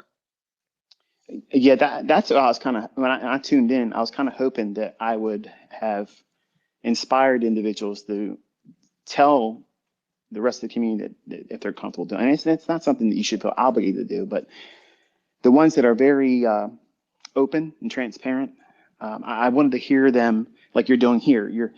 You're conveying the importance and the comfort it brings when you don't hold this expectation over yourself, feeling you have to go out there and share everything you've been doing. Somehow everybody in social media feels like you have to show them your tax records. You got to show them what you buy on your credit card, where you shop, what political affiliation you're part with. Like you're not entitled to that information. And you're talking about your financial well-being as an individual. You don't owe anybody any of that. But as a developing trader, here's the rub. Here's where the rubber meets the road. I promise you, trading will become far much more pleasurable. You will enjoy it. It'll be far less stressful. And you will learn better when you stop holding this over your head that you have to prove to other people that you can trade, that you have to prove that you've learned to be profitable by now, or that you are profitable. And when you stop doing that stuff, when you take a loss, and it's going to happen, when these things happen, you're going to feel much more comfortable saying, you know what? I took a loss. It's better if I just go do something else today. Because you're not going to feel that impulsiveness to be, I got to correct it in the witnesses of the internet. I don't have to bring myself before the courts of social media and plead my innocence for being human. I don't have to do that because I'm the only one that watched me do this today. So therefore, I'm forgiven. I've already forgiven myself. I already know I'm imperfect. So therefore, I don't owe anybody an obligation of any kind that I have to present the evidence that I can still trade profitably because you've cut outside influence out. You won't feel that impulse. So it's very liberating. It's absolutely 100% self-control, and it's the peak form of responsibility. Like, the only reason why we as humans want to share what we've done is because we need the validation it brings. And if you're trading with that context around you, and you place that stigma over you as a scorecard, you have complicated trading to a degree that you can't even imagine until you purge it from your existence as a trader, completely cut it out. How many times have you heard Warren Buffett come out and say, this is how many times I've lost investments in the last 12 months? Right. Nobody has an answer for that. Nope. Right. Yeah. He's not in the business of sharing what he's doing. He's not in the business of that. Every market wizard in volume 1 and 2, because they're the only ones, in my opinion, that matter. How many times did they ever come forward and talk about how many times? They had to write a book and be interviewed before they started talking about it. But all of us, somehow, we all have to be raised to this level of we have to be accountable to social media. We have to be accountable for it. Because if we don't do that, we couldn't possibly know how to trade. We have to prove it to social media. We have to take it to the Supreme Court of Twitter. Get out of here. You don't need to do that. You're going to be so much better as a trader when you make it private, because that's your personal finances. And when you're not allowing anybody else to run your company, because that's exactly what you're doing, you are letting people that are not even on the board have a say-so in what you're doing, conducting your business. Does any corporation run their business like that? Hell no, they don't do that. But you're thinking because these assholes online are talking from their ass, they're literally trying to convince you to jump through hoops for their entertainment. And then when you show the receipts and you're making more than they're fucking ever going to make in their lifetime, they deny it. They're never going to believe you anyway. So what does it matter? You're putting all this additional pressure on yourself for no fucking reason. No reason at all, except to please these asshats. So starve them. Starve them. Let them fucking choke on their misery. Because if they want to sit on the sidelines and play with their fucking dick and do nothing beyond that and not learn how to do this correctly, leave them in that shit. Let them stay there because you owe them nothing. You owe them not a fucking thing. Your success, guess whose that is? It's yours. It's not theirs. Why the fuck do you let them, don't entertain them with your shit. Your money is your fucking money. You don't owe them a fucking excuse for nothing. You don't owe them a fucking explanation. You don't owe them a fucking statement. You don't owe them a broker fucking statement. You don't have to tell them what broker you're fucking trading through. You don't have to tell them how many fucking losses you've taken. Fuck them. Let them come forward and prove they fucking make money because they are talking out their ass. They want to see everybody else entertain them and prove, but they ain't done shit. Who the fuck are you? Who are you to ask any of us what the fuck we're doing? Who are you? Mr. fucking, I just started my account yesterday fucking day. 2 fucking people following. The fuck out of here. Who are you? You're nobody. You need to drop all this dead weight. Kill all that shit. We're going to go into a new year, man. We're getting ready to go into a new year. You're going to keep doing this stupid shit still next year? You're going to keep doing this dumb shit, appeasing people on the fucking internet that are nobody. You give a shit about what they think? Do you fucking care? Ask Lanto how he gives a fuck. Who the fuck cares? Who the fuck cares whether he's made that money doing my stuff, anybody else's stuff? Who gives a shit? That motherfucker's making bank. He's making fucking money. And ain't nobody on the fucking internet can say otherwise. They can't do shit. You ain't gonna hear me say shit. He could have came out and said, fuck you, ICT. I did this with market profile. Well done, motherfucker. Here you go. Well, that's some fucking money right there. That's real money. That's shit talking money. He's got his fucking clout. And guess what he's doing? Just walking. Just fucking walking. He could be rubbing it in all your fucking faces, parading around, peacocking, all kinds of shit. What's he doing? He's just walking it the fuck out. He's handling his fucking business. He doesn't give a fuck whether people believe him or not. You think he gives a shit when he looks at that fucking bank deposit? Do you honestly fucking think that he's worrying about who the fuck believes that that money didn't just go in his bank? You think he gives a fuck? You wouldn't give a fuck. So stop. Stop worrying about pleasing other people. Stop looking for validation from me. You don't need it from me. If you're making money, that's your fucking validation. That's it. You have passed. You made fucking money. You did it by yourself. You followed the logic. You don't need me to, can you approve of this? Motherfucker, you making money. You are making money. You are feeding yourself. You're feeding your family. You're putting bread on the fucking table. And you're doing it with a skill set that you worked for. Why? Why are you all stressing about what other people fucking think? Fuck these people. None of these people asking for it deserve it, number one. If they had class, if they had truth, they wouldn't even fucking ask for it. They wouldn't even ask for it. They're the same thing as these drug addict motherfuckers that sit on the corner of the fucking road that are pretending they're fucking homeless. They're sitting in a welfare Section 8 fucking housing, getting fucking rent for free, panhandling, making $1,000 a day, and buying, shooting up fucking drugs and going doing the same shit. You're feeding these addicts. You're feeding these motherfuckers. They want to see you dancing around. Fuck them. This is your company. This is your fucking money. This is your legacy. This is your fucking lifestyle and career you're creating.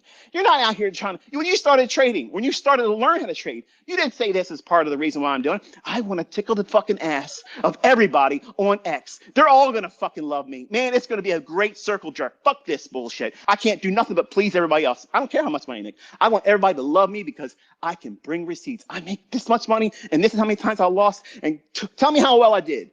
Fuck you. There's your answer. This is what we missed in today's space. I loved it, Michael. I loved it. This is so You had the dad Michael. Now you get the brother Michael. You get the bro coming in here and telling you, I love both Michaels. Yeah. "Oh, I love it." Let's. Wait, I know. this is I know. Michael so is good. taking some deep breaths right now, and we got a lot of hands up. And Market Oracle, thank you for chiming in, for being here.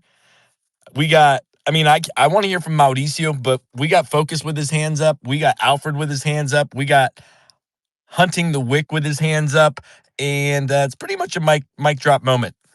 That was as real as it gets. So we'll go Focused, Alfred, Mauricio, and Hunting Ticks. Yeah. um Wow, that's man, 100%, man. Follow, just tune out the distortion. I 100%, he's on point with that. I pulled out my journal. I've got some thesis questions that I've come to over the past 5 years, and I wanted to kind of just touch on a couple and see if I'm on to something or if I'm looking at something correctly. Um, okay, so every time I'm looking at these fractals, right, it's applying across all time frames. So I, from my own guidance start on a 12-month because it's an open, high, low, and close situation. And that data enables me to be able to look forward, because I understand where the liquidity is, what was the relationship to the previous candle or the previous three candles because of how the imbalances and expansions are created.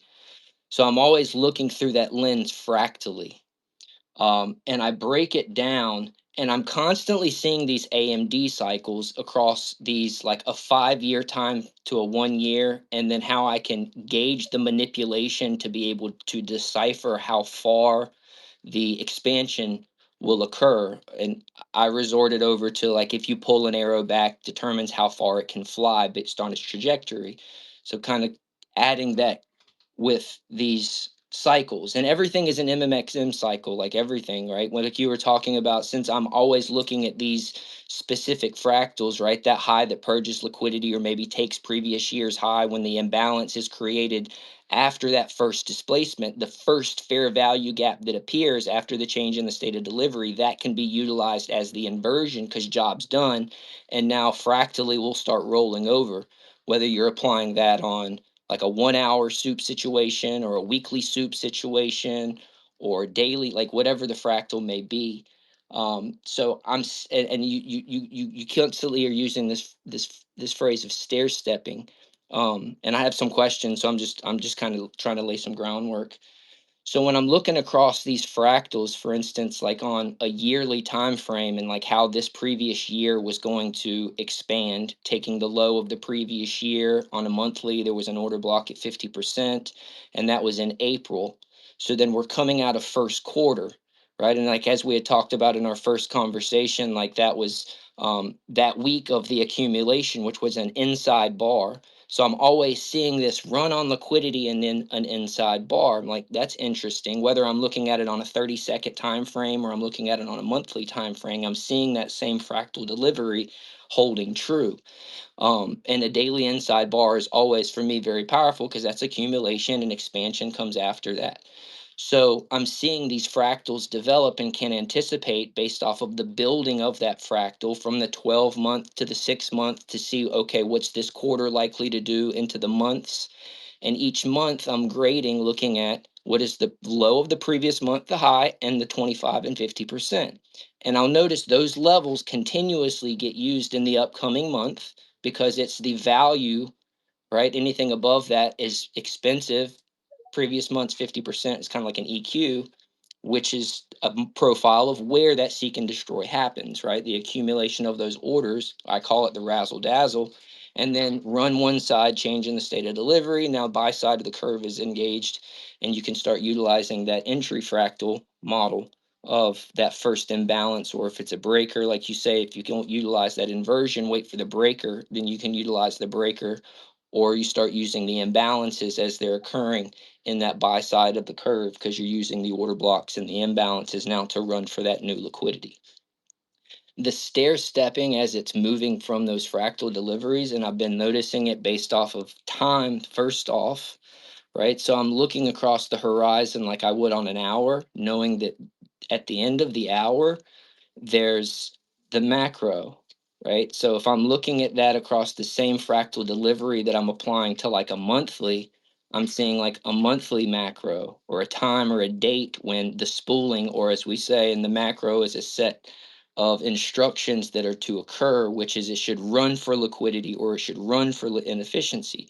So I'm seeing that fractal holding true on those higher time frames by applying, well, that's a macro is occurring at 83% of the hour. So if I go and I take a GAN box and start applying that across different fractal time frames, I'm seeing that to hold true. And I can see the previous month was an inside bar. Then it starts to, all these little pieces start to connect back together. And the language and the description of how that phenomenon happens, like, you know, I've internalized that to where it's not like I'm learning a fair value gap because ICT taught a fair value gap. It's like, no, it's describing that narrative action that's occurring in the fair value gap, which is the language that you are picking up to try to give that narrative life. So you can say, this is the thing that's happening, because specifically you can't say this is what's happening because of, for whatever reason. So you have that language that you're trying to transfer to us. And I'm seeing this same fractal, whether it's in an EKG meter or clouds or charting like scientific models of solar flares or ice ages across the years and the carbon in the atmosphere. Like I'm seeing the market maker model on everything. Like it's not like it's anything different, it's anything that's changed. And that's what initially sparked the idea, well, maybe I can fractalize that too if I go from the higher time frame down or up. And so now I was able to this year, through my anticipatory skill set, understand where the low of the year should happen based off of the yearly fractal, and then projecting if they manipulate it down, how far could the arrow fly, which is what we were able to hit coming into the yearly macro of October 30th, and now starting to get this distribution to the downside.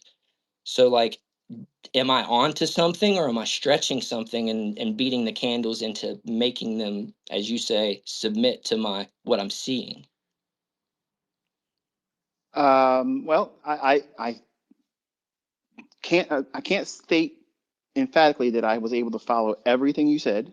It was a lot, but I heard enough to know that what you're doing is outside the scope of what I do. So if you're finding any fruit from that, you're finding on your own work.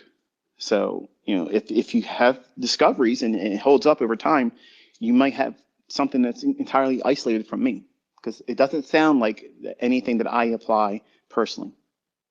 Okay. So like the um first presentation, right? Like of those time cycles and how they can help determine, like if you were looking at it through schematic, like what schematic would print, where's the buy side, the sell side, maybe based off previous sessions, right? So that's kind of determining or giving us a deterministic idea of like what's the model that could occur, right? Say you're looking for downside delivery and bearish days, right? So you're looking for, say, like only 25% of the previous daily candle to be traded to, for the market maker model to continue to the downside.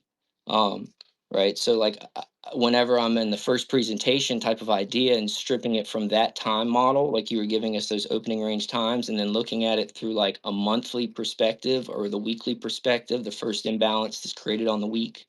How is that utilized in the creation of that same schematic that I'm finding on a 1 hour candle, looking at it through a 30-second time frame?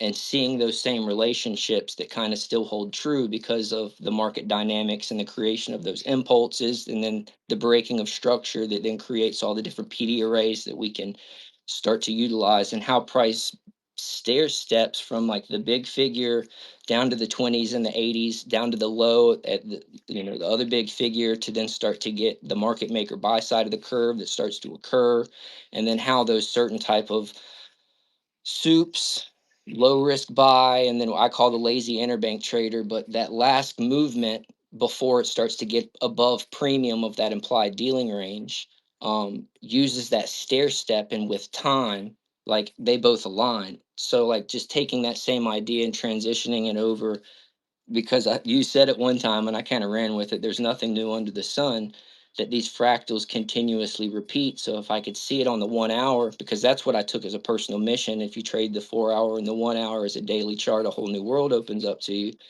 So I like, well, if it applies that way fractally, what if I take the monthly chart and apply it the same concept as I would on a 30-second chart under a 1 hour candle viewpoint, but doing it from a 1 month and a daily viewpoint? And I started finding a lot of the same truisms that existed.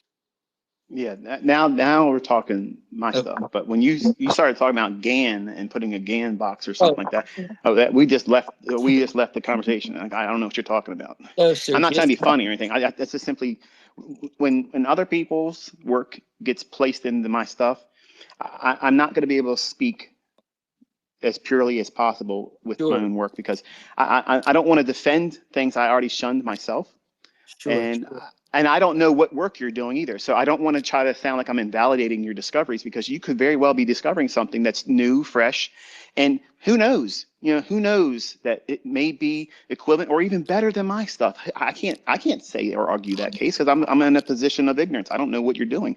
But like, I got a little alarmed when you mentioned GAN, because we don't do that around here. No, sir. It's a tool. Like I'm not using it anything. Like I just be able to see delineations in time. Like if I turn off everything, but it just shows me, okay, from here to here, where's 50% of that time, or where is 75% of that time? Like that's the only thing I'm using it for, is just to be able to gauge like time.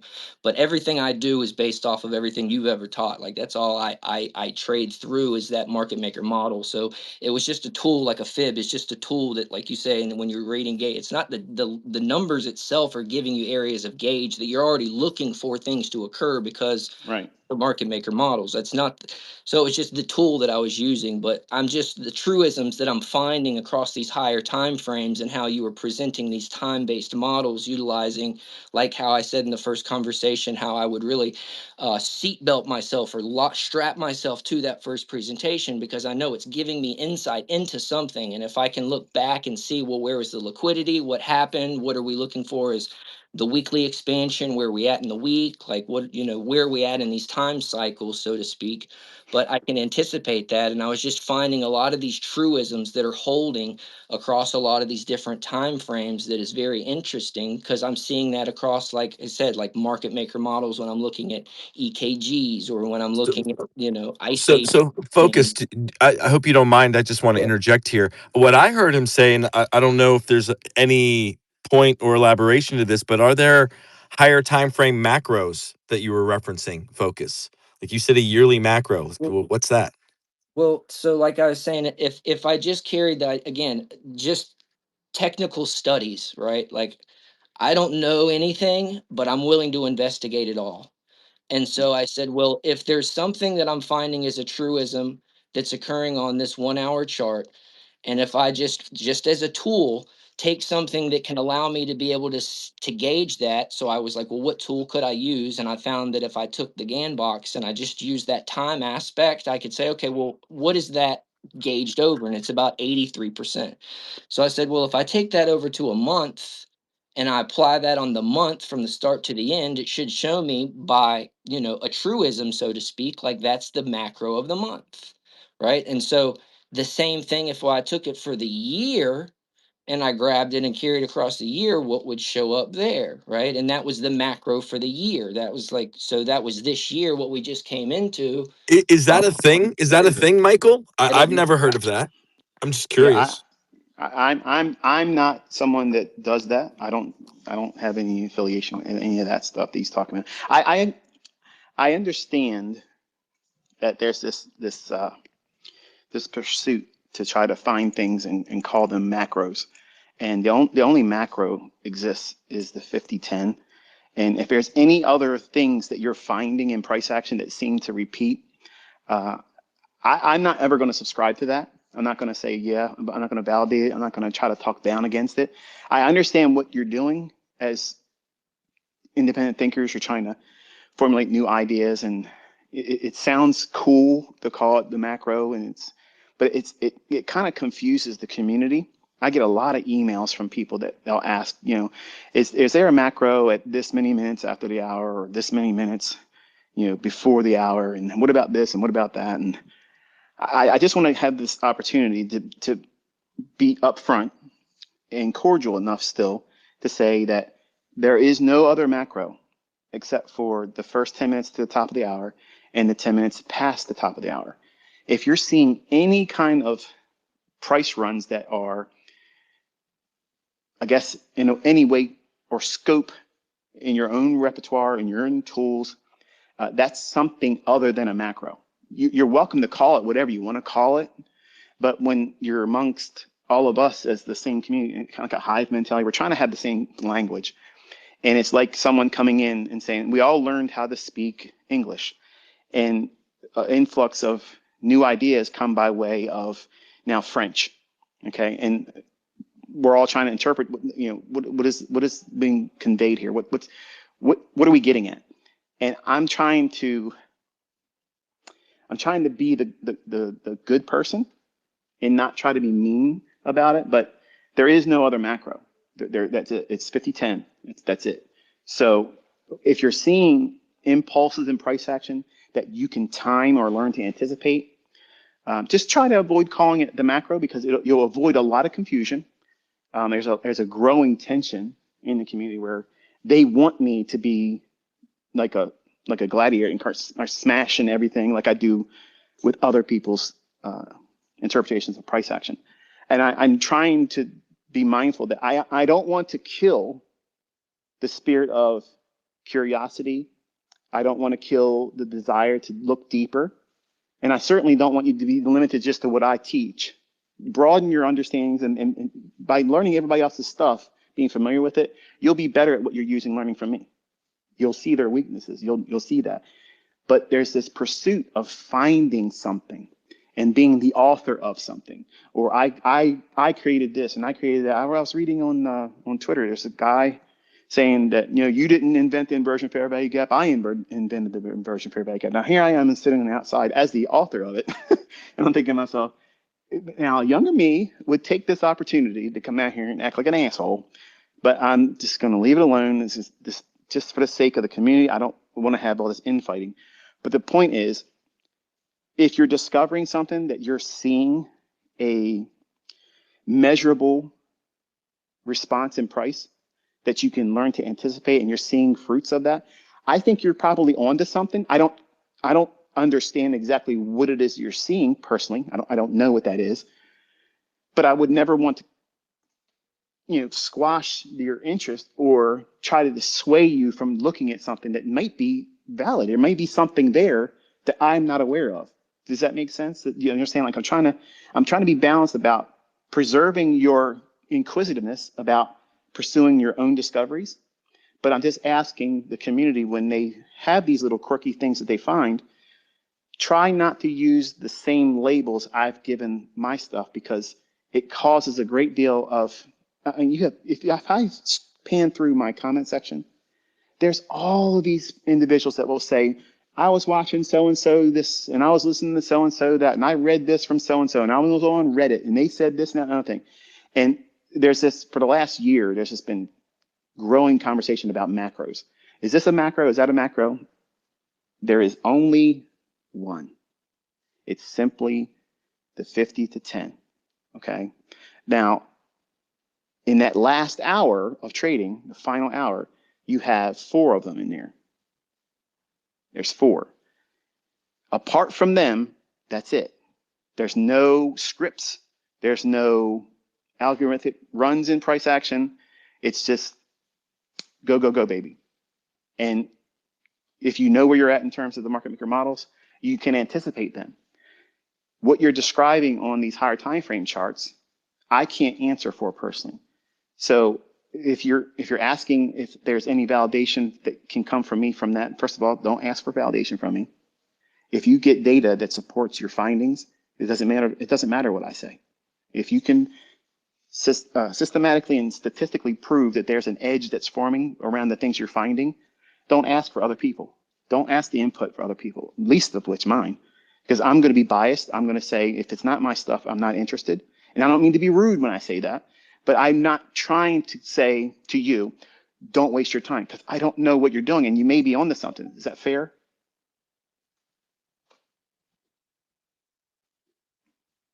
Focus.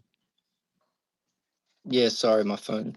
No, 100%. I didn't mean to collude because I run into that too. People throwing words around because they think they understand the meaning.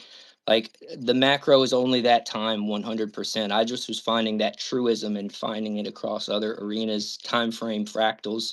Because if you remove the time frame and you're just looking at it, like whether it's a 30-second or a day, like that phenomenon, seeing that and how, if I'm gauging, say, a breaker leg, and I pull down my manipulation, then anticipation of like 2 and 4 deviations of that, like that fractally applied across, different situations on previous month and stuff like that, like seeing those things and occurring. Because like I said, all I utilize is what you teach. I've turned out as trading for 10 years, 7 of it has been nothing but yours, because I found it's the only thing that I could truly trust because it worked. Um, and so in my own search, I think it's just been because of my own insecurities that I bring to the market. I want to be perfect. you know, and Yeah. that I want to find that thing that allows me that I know, and I think it's just my own insecurity, because I don't like that uncertainty of what if, because ultimately I feel like I'll fail, I'll fuck it up. So like, there's always this strive to like, I got to figure it out or something. So, I appreciate your fatherly advice, and I certainly don't want to collude the community with, false verbiage, but I was just finding that truism across different time frames, and was, and again, it may just be my search for that security that I feel as a character flaw. But I appreciate you answering my questions. Don't put down that inquisitive nature. Keep that. Yes, sir. Because if I would have put down my own, I never would have got to where I understand all this stuff. I would have resisted it. So there's a balance that has to be maintained by you. You said you're looking for perfection, and that's a goal. That is a goal. Everybody should strive for perfection. Be perfect. Will we ever reach that? No. But it's a work in progress. And if you're trying to aim for that, would someone that's trying to be perfect, principally oriented in what they're trying to do, could they be grossly, misguided by doing that? No way. Because if you're trying to be perfect, guess what you're doing? You're managing risk impeccably. You're Mhm. trying not to overtrade. You're trying to be very systematic about what it is you're looking for. And you're looking for the strong why. Why are you doing it? Why should it do it? And if you think that way about everything you're doing as a speculator, as a person in general, and everything, you're going to be usually most of the time on the right side of history. So I don't want to crush that, and please don't take what I said as a reason to say, well, I'm just going to abandon it all, because I don't do that. You might find something that will help you in your understanding about everything as a trader. Most of my best discoveries came for trying to really make something better or look beyond something that already was working. And that didn't get improved on, but it brought a better understanding about another facet I was weak in. And I didn't even spend any time noticing that I was that weak in it. So you're always going to learn, you're always going to get better at your own craft. That's honing the edge. That's you improving. So please don't take what I said here as a means of discouraging you from doing it. Just be mindful about how you use the language. Yes, sir. No, I didn't take it that way at all. It just came Good. it I came appreciate across that. fatherly guidance and sincerity. So I thank you for your, allowing me to ask those questions, because it roots back to me what's been working, and continue to explore, but what's been working. And like you had said before, you learned something, you had something that worked in your hands, and then you started to mess around with it, make it better, and it only caused you more pain. And that's, Hmm. I guess, kind of what I'm striving in an experience, to where I just need to slow myself down, take in the data, discover what I discover, but realize the goal is that financial freedom and the wealth for my family and my personal growth in that adventure. But Sounds thank good. you. I love it. We're going to hear from Alfred coming up. Mauricio, I know, has got his hand up. Going to hear from Alfred. Mauricio, then Alfred. Just real quick. Throw it in here, Mauricio.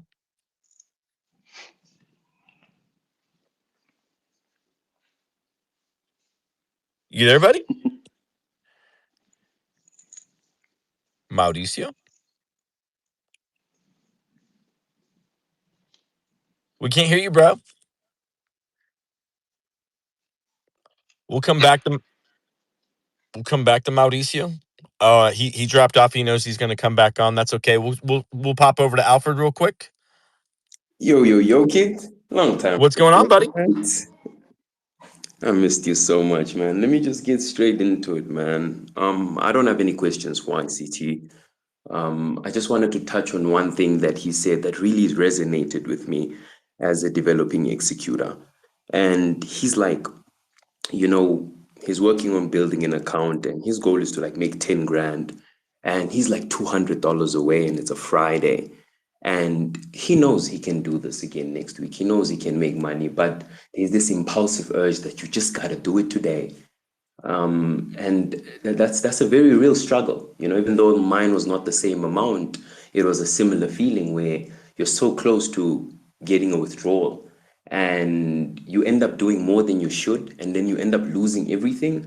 And on that weekend, you're spending time, because I'm an entrepreneur, so I buy and sell stuff. I went into real estate, and I'm brainstorming ways in which I could panel money in order to finance an account again, just so that I can repeat the process. And I've always wondered, what was that one thing I struggled with? That one thing, that impulsive urge to just do something. And he said it himself, like, you have to journal, and these are things that you will never say to anyone. On Jesus Christ, there's this fear that someone might find my journal, and if they read that, whether it's a loved one, whether it's a friend, whether it's someone I really care about, if they read that, they would hate me to death. Not because I mean those things, but those are just the thoughts I had, growing up and developing. These are the things. And one of the ones that I would really love to share with you was, there was a time in my development, not even in my, just in my personal life, where I really resented the people around me. And the one person who was really closest to me at that time was my mom. And she was the only one who could take care of me, etc. But I hated her, and then I told her this. Of course, I had a conversation with her, but everything I did was to get away from that house, whether it was make money, whether it was a small business, whatever it is, just get out of that freaking place, because I hated where I was. I hated everything about that situation, and my goal was to get out of it. And I realized that in trading, that impulsive urge to want to get out of a situation is not what gets you out. You just have to slow down and take it slow, one step at a time. And when you learn to accept these losses and you learn to find yourself, you still find that at times where you're close to a breakthrough, or you've made a breakthrough, you've made a big win, you just triple down and you lose everything, and you have to start that process. And when I sat down with myself, I realized, the hate I have for where I am is what's stopping me. Because every time I get so close to leaving, I fuck it all up just to start again. And there was a time where I couldn't have that anymore. And I stopped speaking to my parents. I stopped speaking to my nieces, my friends, and I just shut everyone out. And I said, it's okay. If you guys hate me for that, it's fine, but I can't live with you like this. And I think for a month or two, my mom gives me a call and she's like, Alfred, we're having a normal conversation. We don't usually have conversations. And my mom tells me, one of my greatest fear with you, Alfred, is that you will leave me the same way your dad did. And I don't want to see that. I don't want to see my son leave me. Mind you, everything I do in trading, investing, is to get out of that fucking house, leave her. So my dream, my goal and aspiration is to leave someone that's so afraid of losing me, that's using tactics like she's not manipulating. She loves me. She's my That's mom. that's Love. deep. That's deep. And 100%. And she loves me. And I don't see that. So everything she's doing, she's trying to protect me, a proud African mom. She's trying to take care of me. And I don't see that. And after that phone call, like literally when she dropped the call, I sat down and cried. I was in the middle of the street and I just cried. And I'm like, fuck, man, I've been going about this the wrong way. And from that day on, I've never felt on tilt. I've felt the impulsive urge to, where you put more than trade than usual, where instead of placing two, you place three. I can deal with those. But once I discovered that about me, where I hated someone so much, like, and that hate is real. When you want to get out of a situation, whether it's a job, whether it's a friend, whatever it is, you don't want to be around that person because they drain your energy, and you don't understand them, and you feel like they don't understand you, and you're trying to run away from something that will always be with you no matter where you go. And as I developed as an executor, as I grew better, I learned Alfred, Alfred, how have you combated with that? Just curious. I mean, I think that's a very real, being drained by someone that you love and have it somehow adversely affect your trading. How have you managed that? the best way, obviously, started with my mom. I had to understand that she's coming from a place of good intention. But there's a saying that the road to hell is paved with good intentions. Meaning, even though she's trying to come from a place of love, her tactics are flawed. So you need to accept that everything she does comes from a place of, I care about you, Alfred. But then I just don't know how to tell you that. I don't know how to express that. I don't know how to show you in a way that makes you feel like you're cared about. And when you realize this, it's much easier for you to let go of the things that she can't do. Like my mom, she 21 years old. That's the day my mom said, I love you, Alfred, when I was 21. I remember those words because I've always wanted to hear it from them. I always hear other mothers telling their kids, I love you, dropping them at school. Those words never came out of my mom's mouth till I was 21. And it was after that phone call because I understood her. I became more patient with her.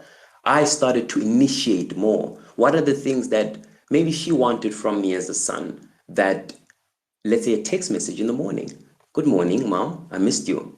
Showing the simple things. And when I started doing the little things, just like I do in trading, I went from for freaking holding for 7 weeks to I'm on a 15-second chart, baby. And the small things that you do, those really matter. Just a text message here, send her. My mom is not a money person, so she didn't give two fucks when I made my first 10 grand. She didn't care, she didn't give two F's. She's just blessed that I can have more. And whenever I gave her, she was always like, Alfred, I pray to God you have more. When I gave my friends, they'll always just say thank you and they'll use me. But when you give it to people you love and you really start to build them and you accept them for who they are, flawed, she never motivated me. So I never needed her motivation. She never inspired me in any shape or form to become someone better, but she inspired me by the way she showed that she cared. And in her own unique way, even though it's not productive in any shape or form, you need to understand that she's coming from from a very, very good place. And you need to not seek validation from her. Because secretly, I want to hear that from my mom. I want my mom to say, I'm proud of you, Alfie. And she said that obviously when I moved out and started paying her rent and shit. She's like, oh, Alfie, I'm so proud of how far you've come. But all those things came when I accepted her. And everything she did leading up to that time was not as bad as I interpreted it. It was misinterpretation. Okay. And So you really kind of grew out of that then. I really grew out of it. But when it comes to friendships, like people you don't fuck with, just cut them off, man. It's 2025. You don't need to be about that. But when it's people you really love, like your family, people that you care about and you know are sincere. My mom was not toxic. She's not like those, you fail, Alfred. You're never gonna make it. She's just, I'm afraid that the world will consume you and I won't be Yeah. there to protect you. That's a mother's love. No, That's a that mother. is a mother's love. You're right. You're Thing with right. the dad. Dad wants to protect you, but they could be protecting you the wrong way. They could be holding you too tight till they break your wings and you can't fly anymore. And I told my mom, I can't have that. I love you, but keep your distance. I'll pay your rent. I'll cover you. I'll come visit, but I can't be around you for a sustained period of time because overall you're negative in your thinking. But by me telling her that and showing her that I'm growing, that made her grow as well as a mom. She self-reflected That's by good. I watching like me. that. I like that. And even when you have So Alfred, Alfred, I love you. This is great. I've you got a know lot of people here and we're running out of time. I love you. Kid, love you, Don't man. mean to interrupt. No, I'm just trying to hold this fiduciary responsibility of mine with the audience. Okay? So, I love you, Alfred. Thank you for expounding upon that. It's very deep, actually, very deep and added to the conversation. So, thank you. Keeping it going. Kid, do you hear me? Mauricio. Yes, sir. Mauricio. Finally. I know you've been excited to jump up, brother. So Thank you. come on up. Thank you. Thank you. Yes. Finally, I figured this out. Okay, Michael. Just to keep in with the rules, straight to my question. I know that most of the community focuses on intraday PA, but my question is more about higher time frame structure as we head into the close of the year of this yearly candle and the final 29 trading days of the year, excluding holidays, obviously. The last 2 days sessions have been unreal. The regions have been extreme, and I would like your thoughts specifically on NQ and ES going into the next week. More precisely on the fact that ES is showing a bullish SMT relatively to NQ. Two, we're currently trading inside of a weekly BC. Price has weak outside of it, but the candles bodies continue to hold within it. That said, this past week closed below the consequent encroachment. And the most recent daily BC has now been fully closed and converted into inverse fair value gap, a daily inverse fair value gap, which aligns closely with the levels of the new CB.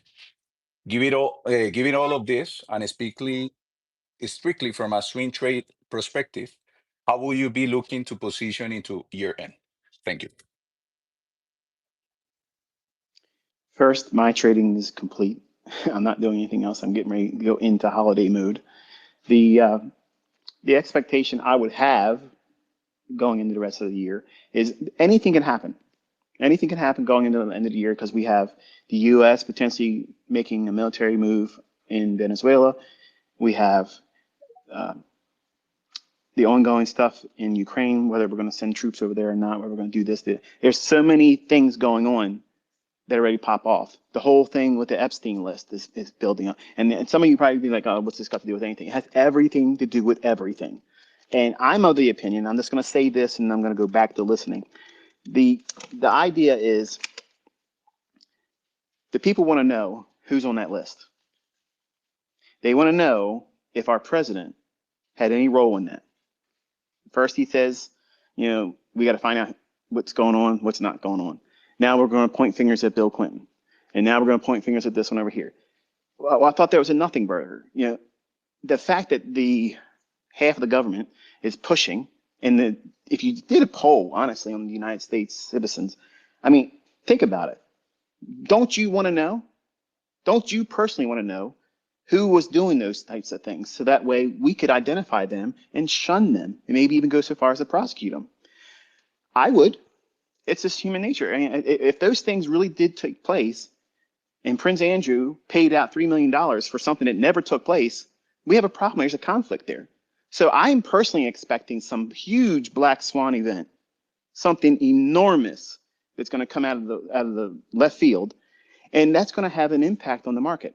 I like the fact that there was an SMT divergence at the highs with ES saying, no, I'm not interested in what the Dow did. I'm not interested in that. Now, if it would have been something that's bullish and the Dow was causing the SMT divergence that showed a divergence bullishly for Dow, but not showing it with the ES, then I might have a little bit more consideration to it. But I have very little consideration for the Dow.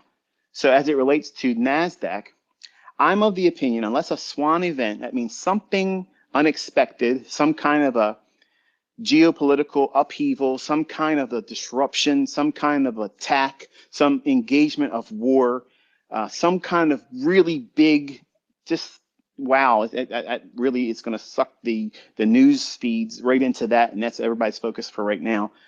I think that's what's going to happen because there's so much emphasis being placed on they got to perform and bring forward the evidence of who's on that list, who's not on that list, and is our president on that list. They're all part of the same club as far as I'm concerned. But the point is, I don't see us making higher highs on the year, personally, unless something drives it from a swan event. What do I mean by that? It can create a dramatic run up, clear the high that people are now establishing shorts on, run those out, and then start a decline going into 2006. I'm not bullish 2006. I'm not holding any bullishness to it. I think there's a heavy degree of distribution that's been taking place. Yeah, the biggest investor in the world, Buffett, he's holding the largest cash position he's ever had, ever. And this man's always been invested. And he's liquidated majority of everything. He owns nothing in the banking sector anymore. That should concern you. So my thoughts are that we have probably, unless it's going to be used with a geopolitical event, we probably made the high of the year. And worst case scenario, we range from whatever's high has been formed, and we make slightly lower lows if nothing takes place, or if something really bad happens. And I could care less, frankly. I mean, you're gonna hear water running. I've got to wash my hands. I'm sorry, but the market to me, I'm satisfied. I'm not needing to make anything else the rest of the year, and I'm moving to the holidays. But I personally, right now, am content with what the high has formed. We can consolidate going into the rest of the year and not take another higher high. But if we have some kind of, like for instance, let's say we start moving in troops on the ground, Venezuela. Well, what does Venezuela have? They have oil and they have natural resources that we really want. We want to be able to stop China from having access to all that stuff. So we know that there's China building up all kinds of relationships and whatnot with Venezuela. They've put this Maduro guy in there, and all this stuff supports our real reasons why we're doing it. It's not for drugs. Look, the United States is the biggest drug dealer in the world. Okay, so they're not trying to save anybody there. They're going down there to cut off the access and the positioning that China has, because they're literally in our backyard right now. So the ramifications is, when everybody's looking at these charts, they're not thinking about stuff like this. I'm thinking about stuff like this. I'm weighing the effects, the cause and effects of, do we put boots on the ground, because that would act just like another Vietnam. I think we could get caught up in all kinds of, just bogged down in some garbage, and they could use this to really put a meat grinder together and instill another draft. And I'm going to tell you right now, fuck you. My kids ain't going nowhere. Last time I saw them, they took a fucking global trip on a cruise, and I don't know where they're at now. So I'm personally saying we're done for the year, unless some kind of black swan event comes in. They use that to push price up, clear the shorts, and then we start working lower. I'm not bullish anymore. Let's put it that way. Michael, as a swing trader, will you? I understand that you're fully out, but just for the perspective of the swing, you teach us that we don't pick tops and we don't pick bottoms. In terms of this part of where we are, and obviously globally how everything is messed up, we still haven't done a daily CSID. We're close to do it, but we still haven't done it. Will that something that, will you give weight to the more to the bearish thesis once we do it? Try that one more time so I can follow you. I'm not sure I understood what you were asking me.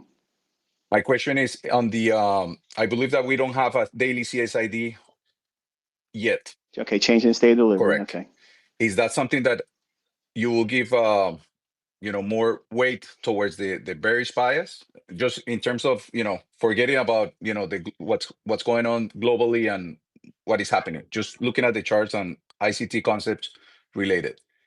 Is that something that that's where you will say, or where I should say, listen, this is definitely bearish? I think instead of thinking that way, I think expect big gaps, big where we stopped trading the previous week and where we start trading. Like we just saw it when that was big sell off a couple Fridays back, and we created that big smash down, and then we opened up huge on the next new week.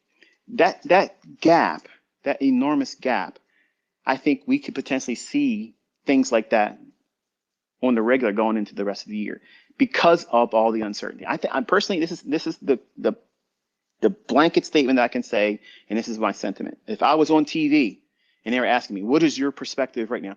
I see heavy de-risking. That means all of longs are being liquidated by smart money. That's what I see. We have been going up since the 90s. This thing has been a bullet train just going up and up and up and up and up. Ask yourself, any time in history, has there ever been a time when the US government, the banking sector, the entire economy, the World Economic Forum coming forward and saying that we're getting ready to do a leap, and it's going to be disruptive, and it's going to be sudden, and there's going to be a lot of pushback, and there's going to be a lot of upheaval, and there's going to be drama, and it's going to be violence, and there's going to be unstabilization, and there's all these problems they're going to create. They're going to create it. Why else would Warren Buffett liquidate everything he has as the market was creating the highs? Why else would that man do that? Like, he could step down and retire and leave the reins to someone that's his superior, and not his superior, but his I guess, next in command at Berkshire Hathaway. To, hey, here, you have the reins now, and I'm going to counsel you, but I'm not going to actually be part of it, all that stuff. He's liquidating that stuff. He's liquidating that. That, to me, as an investor, signals huge ramifications are underway. And he's now below reporting levels. So anything he does, you're never going to see. You're not going to see it. So why do it? And any time in history, look back. Has there ever been a time in world history American history, that we have had a climate like we have right now. Look what we just came out of with COVID garbage. That fucked everything up. It messed everything up. And now the chickens are coming home to roost. Everybody's been corrupt in every government. Why? Because they're literally raiding the treasuries of every country. They're raiding everything. They're taking whatever they can because they know everything's sinking. Everything's going to sink. And that's your crypto shit too. You're going to see what Bitcoin's really all about. You're going to see what all these cryptos are all about. There's no faith in anything right now. Not to see it appreciate. Who wants to accumulate new longs at these lofty levels with so much uncertainty, such a degree of corruption, not just in the United States, but everywhere? What country's doing it the right way? None. What government has it together and you feel like, I want to buy their bonds. I feel safe investing in that country. No way. There ain't nobody. It's all messed up. So I am not of the opinion that we're going to make new all-time highs and keep on blasting off and be bullish. I think we're seeing something very large scale that may be a multi-year bear market, but it could be quite painful. I'm not smart enough and I'm not stupid enough to come out here and say, I'm going to time it to the day. I just know I'm stepping the fuck out of the way because I know a Mack truck is coming and I'm not going to play chicken with it and dare it to run me over in front of the public or lose money on doing it. It's better for me to step aside and say, you know what? This is just lining up perfectly with the time of the year. I take a breather and move to the sidelines, and I'm watching with great interest. But I'm also reminding all of you who are trying to be active, man, you got to be real careful. You got to be real careful. They're talking about doing tests on nuclear weapons. Like, come on, man. They're telling you what they're going to do. And I've said it before. You will see tactical nukes used on U.S. soil. Whether it's us doing it, blaming somebody else as a false flag, or another country doing it, you will see that shit happen. Because 9/11, that shocked everybody. It messed everything all up. COVID, nobody's going to believe that bullshit anymore. So what's left? What's left? Nuclear fallout. Stay in your house because you can't smell it, you can't see it. And how many of you in the audience have a Geiger counter? How many of you can pick up rads and measure that in terms of radiation? You wouldn't know. But they start showing people dropping in the fucking streets, saying, oh, look at this. You ain't leaving your house to go nowhere. And Amazon ain't bringing shit to you. So think about that. That's the level of shock and awe they have to do to wrestle people in control again. Because they're asking to reveal all the pedophiles in this world. And they're demanding. We're not forgetting it. We're not going to forget about it, okay? People paid out $3 million and that person eventually died of a freak accident. They always die. The Clintons come forward and say, well, look, we got evidence against the Clintons. Well, shit, their airplane, it just crapped out. It died. And now everybody on the plane died. They never have anybody ever make it to court. And now we're tapping Bill Clinton. What do you fucking think's going to happen now? Everybody that's been paying attention already knows what's about to happen. Something big is coming. Something huge is coming. And the World Economic Forum, who nobody elects, these fucking clowns are out there running the world, telling policies when they have nobody. But they have the power, they have the money, and they make shit happen behind the scenes. They're promising you. They're doing this leap forward, and they're promising you that it's going to be disruptive. They're promising you that shit ain't going to be right, but it's better. It's going to be better because it's going to be a great transfer of wealth. Do you honestly think these rich motherfuckers that run everything, you think that they're concerned about giving wealth? Why don't they fucking give their money away? What wealth transfer are they talking about? The money that we have in our 401k, in all of our fucking retirement accounts, and I've said this shit before, that's the last fucking kitty to rob. And what did they do? They fattened it up. They wanted everybody to pour their shit in there. Put more into your 401k. Keep really building up. And then all of a sudden, they're going to rape you, steal, and it's all gone. You got nothing. I got no more 401s. No more retirement funds. Fuck that shit. No way. Liquid. Goodbye. So sink that shit all you want. I don't give a fuck. If all these rich cats are billionaires, I'm not a fucking billionaire. But if the biggest one that's identified all around the world, Warren Buffett, is liquidated everything he fucking has while the market was rallying up, making these highs, smart money does what? They have to offset and distribute their longs when price is going up. That's the only efficient way they can do that. He didn't have a couple shares, man. So if they're doing that and he put himself below reportable levels, that means he can move and his company can move below the radar. So you're not going to be able to track shit. You have no idea what he's doing. You have no idea what he's accumulating. You don't have any idea what else he's selling. None. It's completely off the radar. He turned his transponder off. You can't track that motherfucker now. But Don't you see that as a warning sign? yes, I see it. Just the gap up that we having. That I don't know if you saw the last hour or 2 hours. We had a huge run up, like 125 points on QQQ because obviously futures were closed. But he disclosed a huge position stake on Google. Um, he hasn't taken. You were right. He's been in cash all this time, but now he disclosed it. Like a 5 billion investment in Google, and that's why he just I think that the market is just gonna go up. But yeah, no, I get it. Question, Michael. Where so if you liquidate all your 401k and with inflation, how we're doing? Like, where are you putting your money then? Real estate? I'm not telling anybody what I'm doing with my money. I'm not doing that. I mean, Nobody Mauricio's big telling. into real estate, so he just wanted to know if No. you're interested in buying property in Miami, he's your guy. Yeah. Yeah. Yeah, I just left Florida. I was considering getting something in 30A on the Gulf side, and we looked at a few properties down there, and some of the people down there saying that they can't keep what is it, flood insurance, and they're losing a lot of companies that are no longer sponsoring the flood insurance there. And so to me, it just it ain't worth it. It's beautiful there, but I'd rather not do it.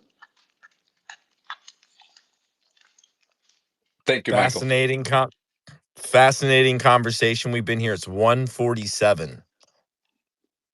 So thank you for being here, everybody, for listening. Thank you, Michael.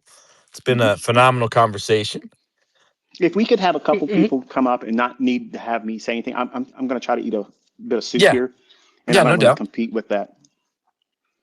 All right, so we will have a series of speakers coming on, and it will not be to ask questions. Maybe just, I mean, you can ask questions, but we won't have the level of expectation that Michael will be answering them. We will be answering them amongst ourselves.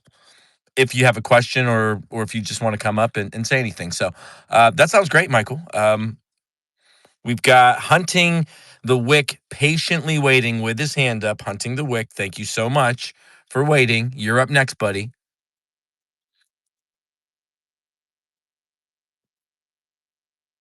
Hi, hi. Thanks for having me, Kitt. Can you hear me? Yes, sir. We can hear you great.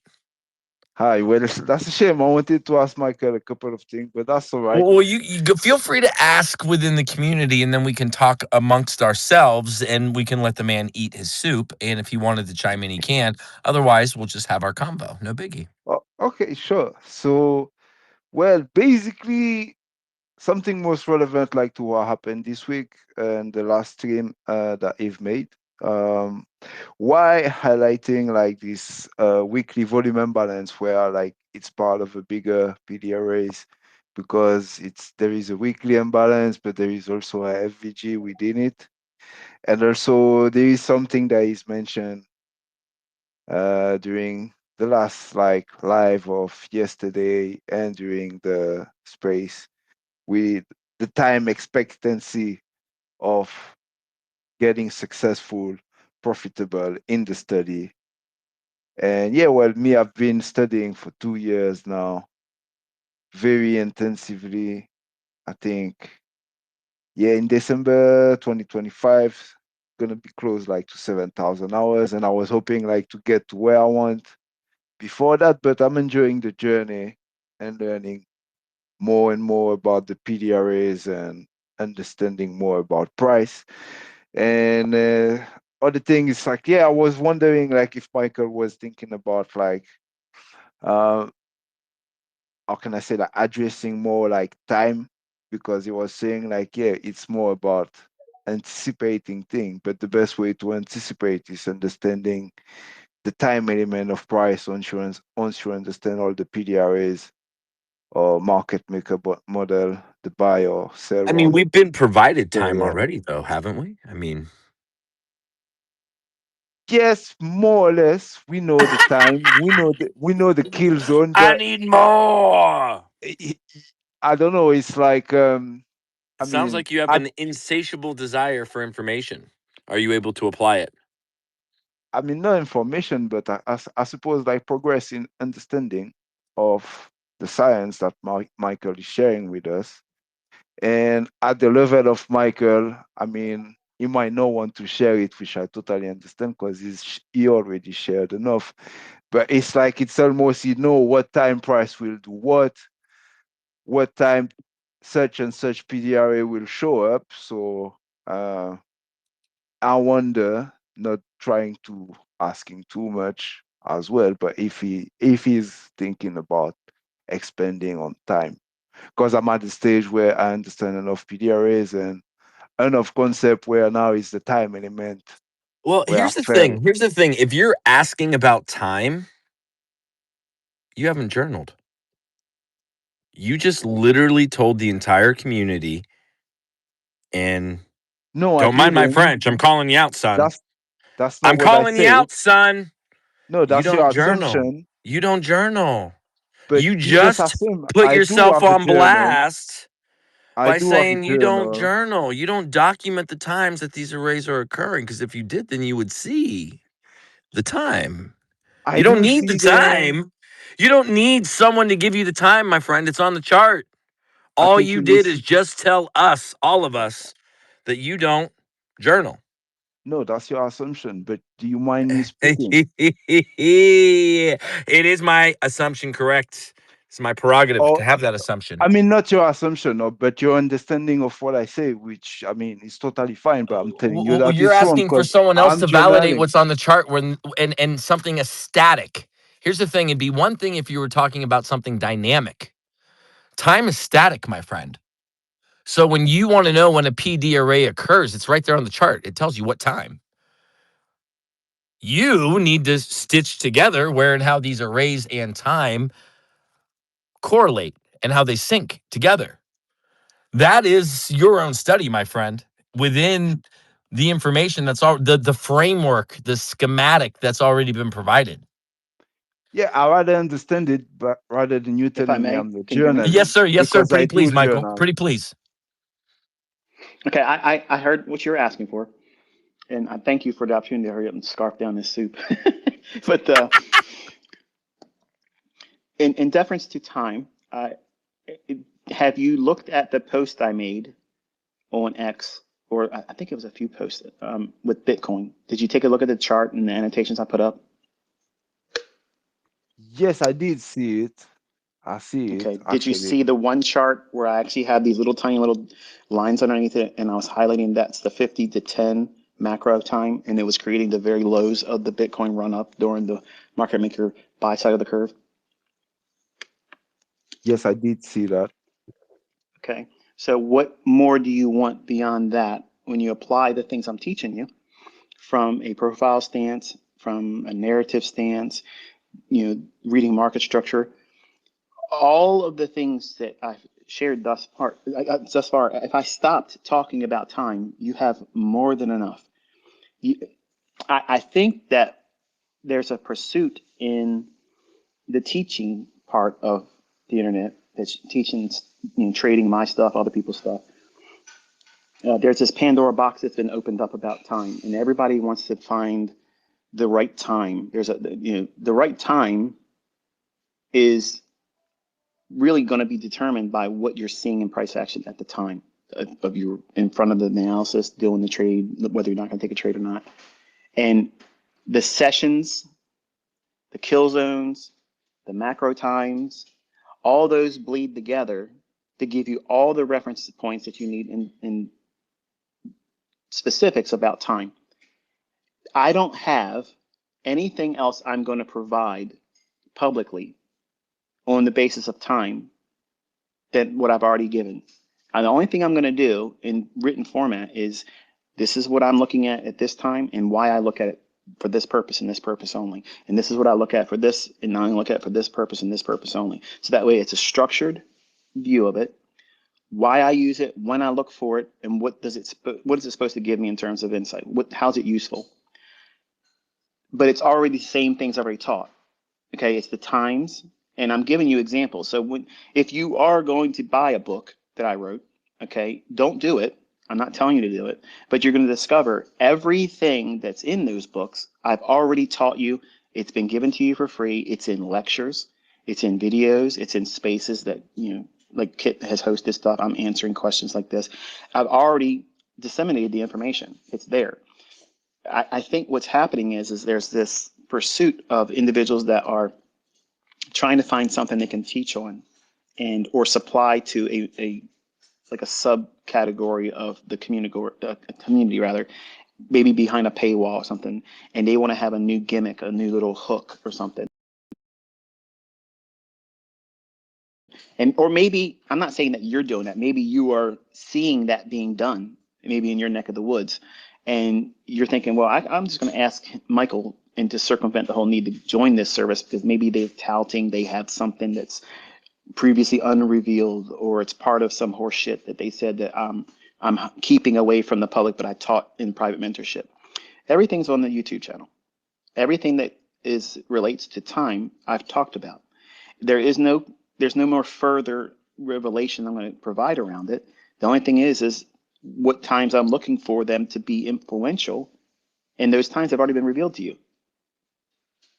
The macro, the 8:30 news embargo lifting, the opening price at midnight. These are all static things. They're not changing. The opening ranges, and that one caveat with the morning session, it's being treated slightly different. So I don't think there's a need for anything more. And if you feel like you need it, what have you done with what you already have? No, I think you're totally right, Michael. You spotted right. It's like this thing that is currently like trending, and I'm also a student of so trying to understand or having a deeper understanding of what you're teaching. So it's like just trying to pay attention to things. So that's why I was just wondering. But yeah, thanks for clarifying this. I believe You're welcome. that it's clear. And thank you, Kit. No problem, brother. Love having you on. That was a good question. I like it. We got Chartist with his hands up, Vanessa with her hand up. Let's hear from Vanessa, Magic Lines. How's it going, Vanessa? Hola, buenos días, ¿me escuchan? Good morning. Sí, te escucho bien. Los saludo con mucho cariño. Happy Saturday morning. This is my first time on a space, so forgive me, ICT, if I sound a little bit nervous. Am I doing this right? You sound exactly like I imagined you would, by the way. Thank you. I'll take that as a compliment. I am a little bit under the weather, but I just wanted to join to connect with people who study deeper behavior of price. And so thank you so much, Kit, for the mic. I approach the markets from a structural perspective and focus on motion and not signs. And to me, price isn't even random, it follows like an internal rule. And once you understand those constraints, everything else is noise.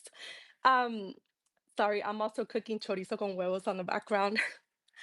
Um, um, yeah, a little bit late for my morning breakfast, but your work, Michael, has helped a lot of traders look beneath the surface of liquidity and imbalances.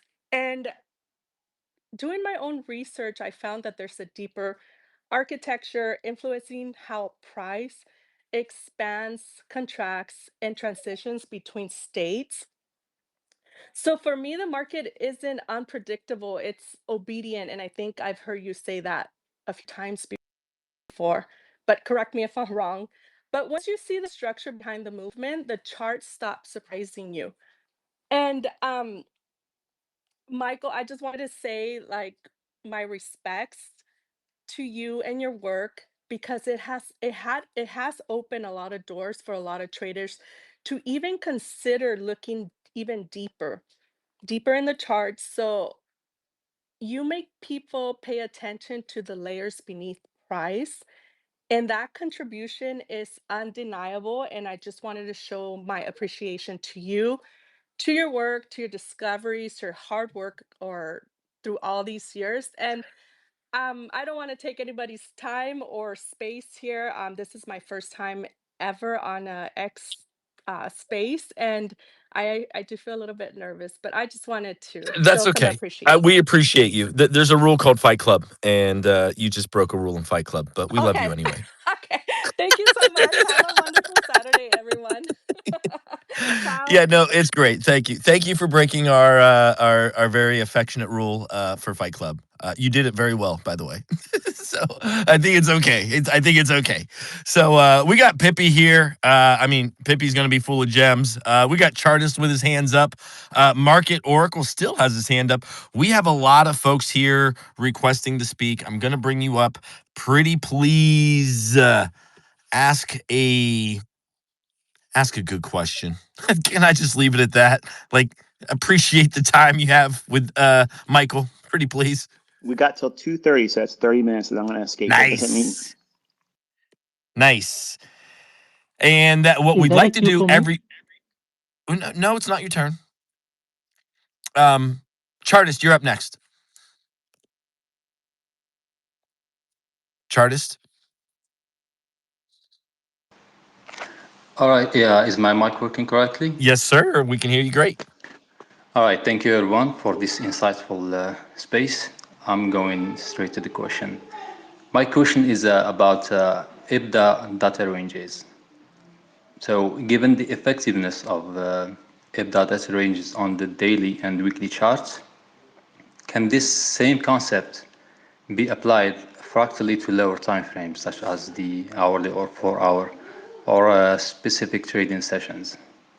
If so, how might we run the gradient levels on the look-back period? How would the 20 and 40 and 60 days be proportionally adapted or translated for these shorter time frames? And if this concept can indeed be factually applied to these lower time frames, are there specific hours or periods that should be intentionally excluded from the data range calculation, like maybe a period of time distortion or something like that? That's So a great that's my question. question.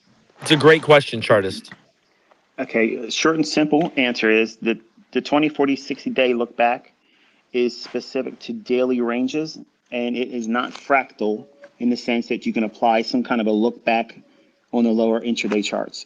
So you can save yourself a lot of worry and concern about that. There's no, yeah, I mean, there's no application. At least not from my perspective. I don't do it that way. You're looking back the last 20 days because it's simply just 1 month of trading. No weekends, Monday through Friday. It's 20 trading days on average. And then 40 days is what? The average of 2 months. Not perfect, but that's what it is. And then 60 days is just simply 3 months. So that way you're looking at the quarterly effect and you're constantly measuring the supply and demand factors that move inside of all markets, commodities, energies, equities, all this tug of war of where all money flow is moving from one sector to the next. So by having that macro perspective of 60 days, you're always at least incorporating the last 3 months of trading in all intermarket relationships. So there's no intraday aspects to the look back. Thank you so much. That was straight. Great question. That's a really good question, buddy. Good job. Thank you. Pippi B, jump up. You got a question? You got your hand up? We got about a half hour left with Michael here, so we'll be bringing folks up. Quick to the question, if you don't mind. 26 minutes. Yes, and counting. Hey, what's up, guys? How we doing? Fantastic, buddy. All right.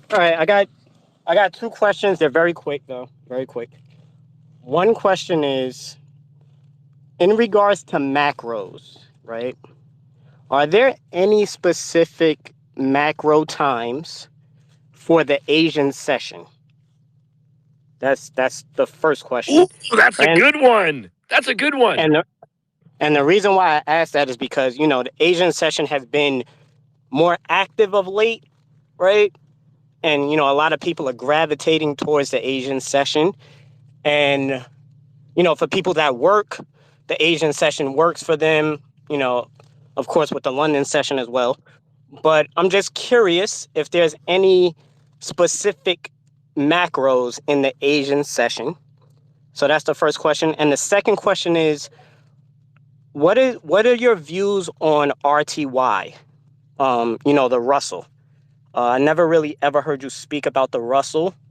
So I'm just curious about, if you ever do look at the Russell, or, do you have any, thoughts on the Russell itself? Great question. Okay, the Asian session, if you look at how, for instance, think Forex, okay? Think Forex, you can do the same thing with NASDAQ after they've been online for another hour. So we have our break at 5 p.m. Eastern time, then it resumes at 6 o'clock. So letting it trade for the first hour, you'll have an opening range first hour from 6 o'clock to 7 o'clock. Not opening range in the sense of what I'm going to describe here, 7 p.m. to 7:30.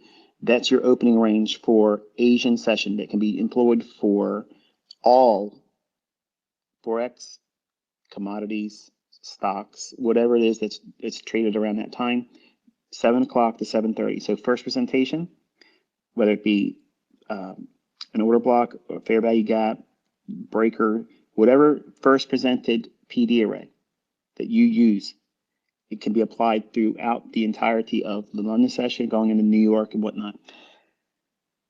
The first full hour of trading 6 o'clock Eastern time to 7 o'clock, that 1 hour range many times will act like we teach the Asian range in my teachings for Forex. The idea of limiting it to just that first hour instead of several hours up to midnight, that allows you to have very, very small scalping discount and premium array sensitivity, not requiring a lot of time because you want to be able to facilitate trades that are inside the 7 o'clock to 9 o'clock Asian range, or not Asian range, Asian session. You can push it out to 10 o'clock, but it's really better if you just only trade during the 7 o'clock to 9 o'clock, that 2 hour window.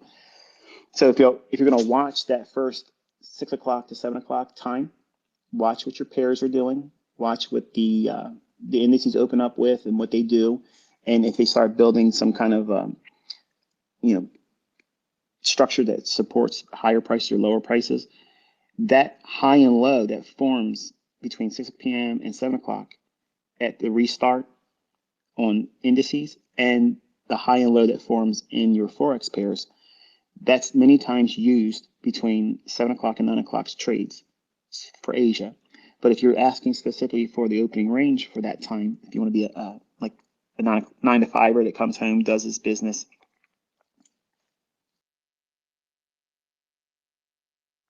Sorry, I had to sneeze.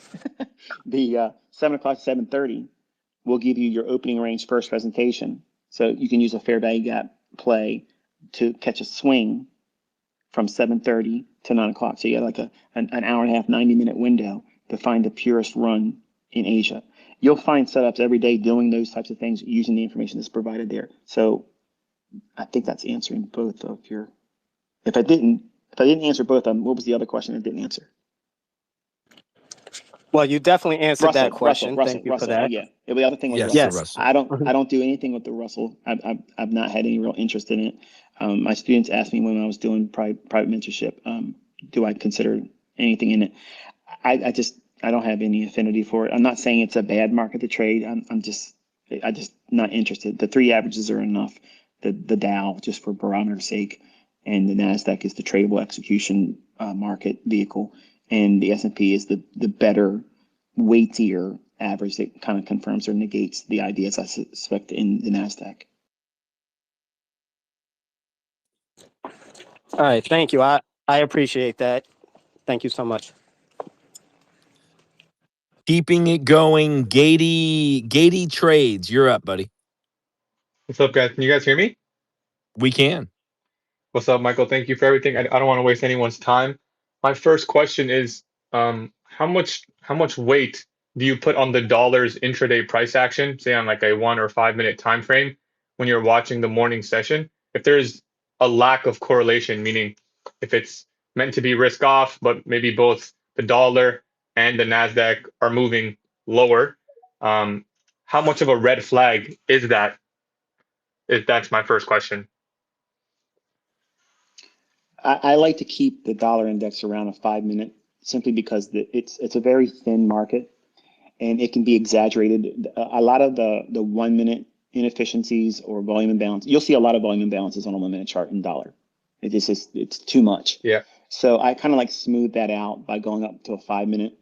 And the importance of where we're at profile wise on the daily chart.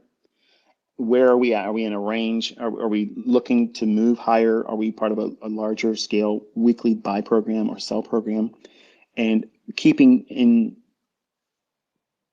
the vein of that focus, whether or not these types of occurrences in price action in dollar should be elongated, or are we just going to be moving around inside of a predetermined? Like right now, if you look at what we've done for pretty much the entire year, we've been in a range for a dollar. It hasn't really done a whole lot. Now, if you zoom into a 5 minute chart, it seems like it's doing a whole lot of stuff, but it really isn't moving a lot.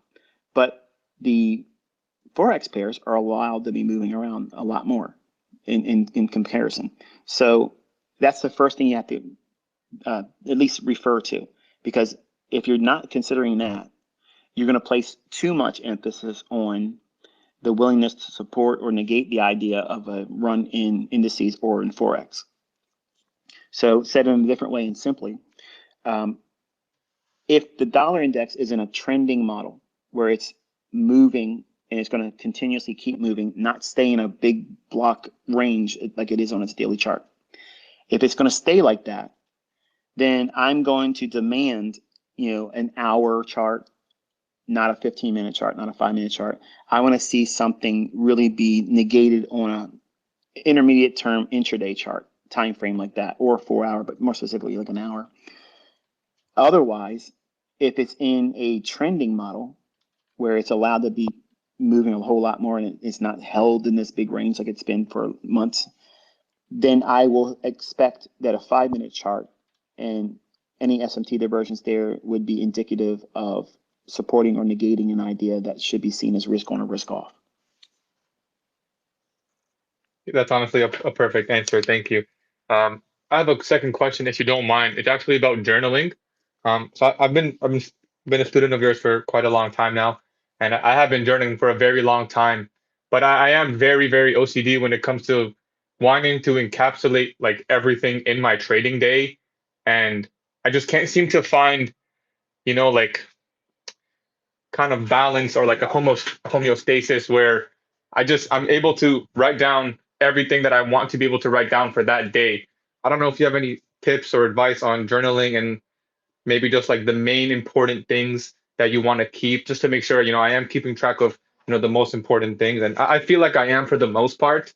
Um, Can you but if give you have this? any comments on that. Could you give us list like maybe 5 to 10 of the things that you feel that are the most important things that you're concerned with? I'm not asking for your commentary. I'm not Yeah, asking yeah. for the things that you build yourself up on a personal level. I'm saying in terms of annotations, what do you gravitate to from 5, this up to 10 things? It doesn't have to be 10 things, but what are you finding Of yourself course, yeah. doing? Well, I always start off my day, I trade after 9:30 every single day. So I always start off with just key highs and lows or imbalances that I think could be relevant. So I usually just label them as like just whatever's in close proximity that I think could be in play, whether for a move higher or lower that day. And a sort of pre-market plan, just like I like to go in with a certain idea of what I would like to see. And that doesn't always unfold, but if it does, then it makes trading really easy because sometimes you're just able to anticipate, the whole morning session and it just plays out like that. That's all pre-market. And then after that, what I like to do is I usually just journal if I take any trades, or if I miss any trades, I'll go back and annotate the setups. I have a very specific model, so I usually just journal the model and what it did.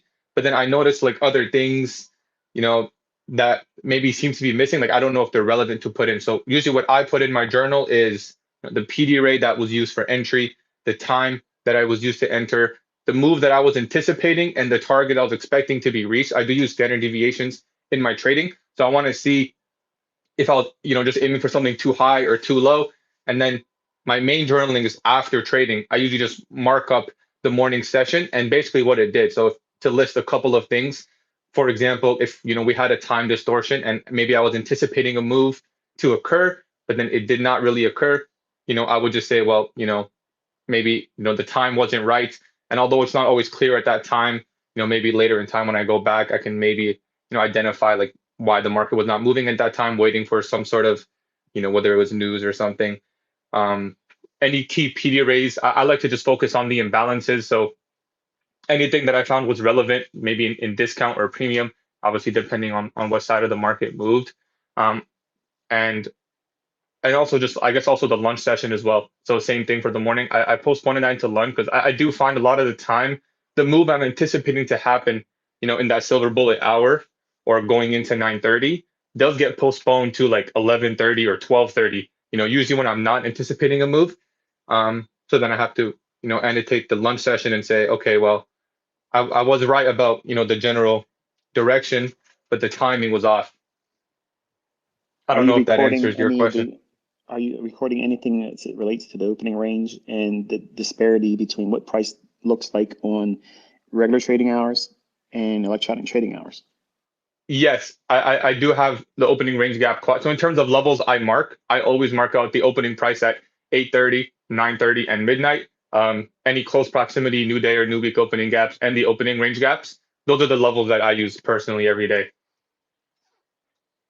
Okay, that was what I was going to say and suggest if you weren't. Everybody should have at least those things every single day annotated on their chart. And the majority of your journaling should be how the daily chart used that very information to create the open, high, low, and close of its daily range. By doing this on a day-by-day basis, you're saturating your understanding of what price is doing day by day, and it's in your mind the very next day because you've recorded it. You spent time looking at it. You annotated your chart. In terms of the initial question you mentioned or concern you had, the idea of making better use of your time, not trying to do too much, what things you should do, what things you shouldn't be doing. I think that each person's going to have a question or concern.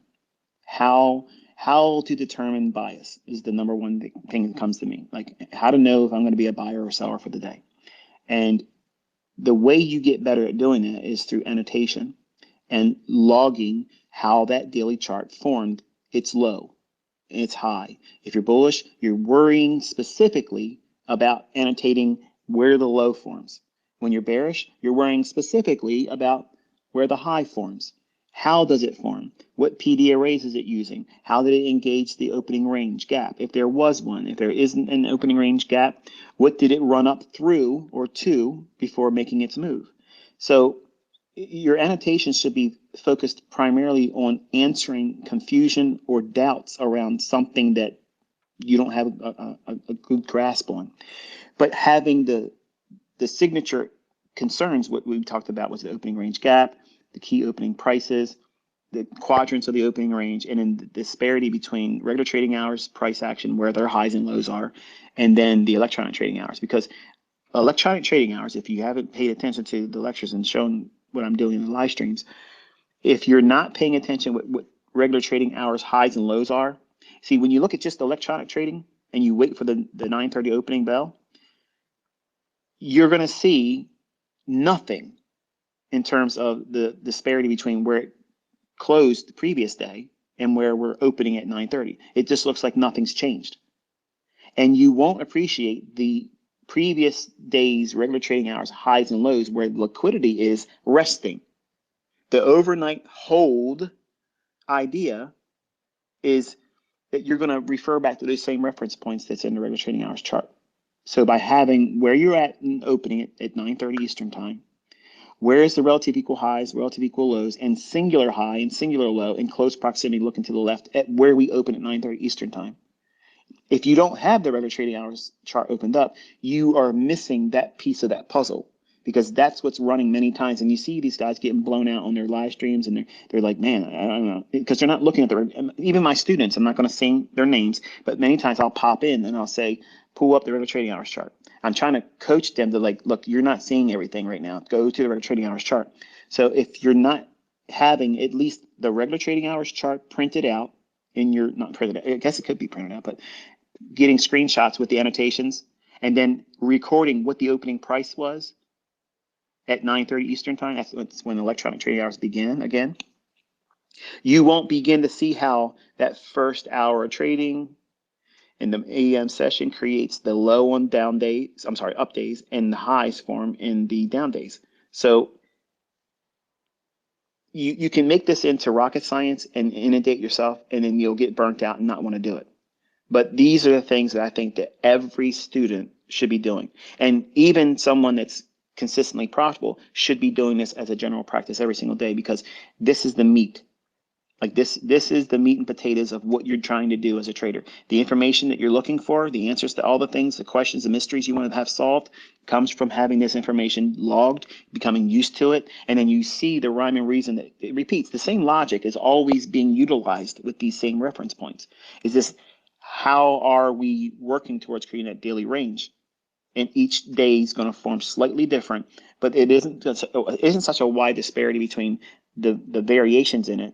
It goes down to the lower quadrant of the opening range. It doesn't fully close it in, or it closes it in entirely, and then that's the low of the day. Or it'll run through the opening range gap low, and then do 2 times the opening range gap low, then create the low of the day, and then work back up inside the opening range, and then you have the PM session using the opening range upper quadrant to support bullishness going into the close. And then you have this explosive run into the last hour of trading. You can discover those things after journaling it, and you'll see they repeat. They're not repeating every single day after day after day, but you'll see, oh, this is exactly what it looked like when it did this before. They have the same playbook all the time. It's the same things repeating over and over again, but they slide them in and out. Unless you're looking for it and logging it, you won't become accustomed to it to notice the pattern that's it's being replicated many times in a month. Thank you. That was absolutely amazing. And I don't want to take too much of your time, but just to follow up on the journaling, not that that wasn't exactly what I was looking for. I know you said on a recent mentorship, or I don't know if I was watching old stuff, but you talked about positive reinforcement in the journal, rather than like saying, oh, you did this poorly, because your brain just naturally will click with that better. What does that exactly look like? I don't know if you can kind of elaborate on that just quickly. Like, what is, in It's terms of like positive wording the self-talk. words in your journal? Yeah, positive self-talk. Did you listen to the X space that I did today? Only about the first half, but I did hear you brush on Okay. about it. Yeah. I used an example of it where I said that I'm not in the opinion that we have to view ourselves as being good losers. You have to Yeah, learn yeah, to I remember lose that good. part. Yeah. Okay. And then I said, instead of saying that, and it would be better used to support ourselves and basically encourage yourself like a cheerleader, to say that I am permitting myself to be imperfect. I exercise my right to be imperfect. That way, it's very liberating. It doesn't come across critical to your subconscious, because your subconscious is a big filter. And what happens is, and if you've a wonderful research study that you can do that's outside of trading, but it's hugely beneficial for psychological reasons, for understanding yourself, other traders, is looking into the power and influence of self-talk and negative thought. Because what you do is you charge your subconscious, which is an amazing filter. And if you train it to look for positive things, it's very hard for you to get stressed out. And when you buy a brand new car, you love your car, it's wonderful, and then you're angry because everybody in the area bought the same car you now have, but they didn't. They've been out there, but because you bought it, you've activated your reticular activating system. So your subconscious has said, I really like my Z06. I really love it. I really love this color. I bought it. I love this car, and I want everybody to see my car. But what you did is, if you opened up your subconscious, so now you want to see your car everywhere. So is it hard for you to find your car now? No, it literally leaps out in front of you, and you think you're seeing it all the time now. Suddenly, everybody bought that car, when in reality, it's just you just changed your perspective. Now, what do you think happens when you say, "I think my wife is cheating on me. I think my spouse is having an extramarital affair." Anything that they do, you're going to suspect as supporting the idea that their infidelity is actually underway, and they may not be doing anything. You see the power in that? It's double-edged sword. You can make yourself extremely powerful in perception, but you could also set yourself up for failure by giving yourself toxic thinking.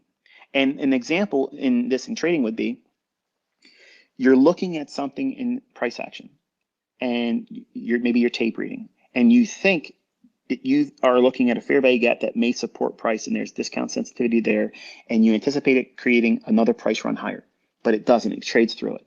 Well, what do you have there? You have an opportunity to exercise this concept. You go in and you report that. At the end of the day, you say, okay, at this time I was watching price action and I was surprised that this fair value gap didn't hold. But this is an example of why we have to use a stop loss. If I was going to buy that, my stop loss would have been here, and I only would have suffered a loss of this much amount, and that's a positive. I had a limitation, and I didn't trade aggressively or without a stop loss. You see what that just did? You identified that thing as you thought it was going to behave a certain way, but then you gave yourself permission to be imperfect. You didn't criticize yourself, and you looked at it as a discovery. You said, I was surprised that this one didn't hold up, and I only would have lost this much if my stop loss is where I placed it based on the concepts that I'm learning how to use. And that's a plus. That's a good thing. I didn't trade without a stop loss. I would have not traded without a stop loss. And the criteria fits the model, and my risk parameters would have been well in line. That's perfect, ICT. Thank you. You're That welcome. answers all my questions. We got time for one more. We got Rick Free, Flocka here. Flocka's got his hand up. Rick Free's been all up in my DMs. So jump in here, Rick Free. I like your question. Hi, hello from Malta. The question, I'll go straight to it. CBDR, Asian Range and Flout. That was a concept taught by Michael in the core mentorship and down in the chart the content. And I don't think he explained further about that over the years. The thing is, the question I have is that the concept works in indices. Can you hear me? Because I'm on the car. Yeah, Can we you can hear me? hear you fine, brother. Okay, you guys just stop on the side. The concept works beautifully even on indices.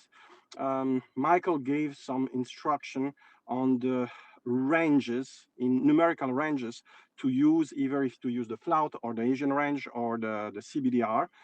For Forex in pips terms. I try to convert that in points for indices. Doesn't work. And trying all the conversion and searching on the internet doesn't work. Plus the NQ ranges compared to Forex, they're so much wider. And I built my own indicator because as ICT explained,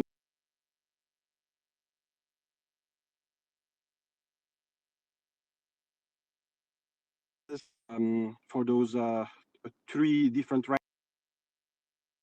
Of course, we know half of the standard deviation. You look at those in hindsight, day in, day out, the precision is insane, but without the discrimination of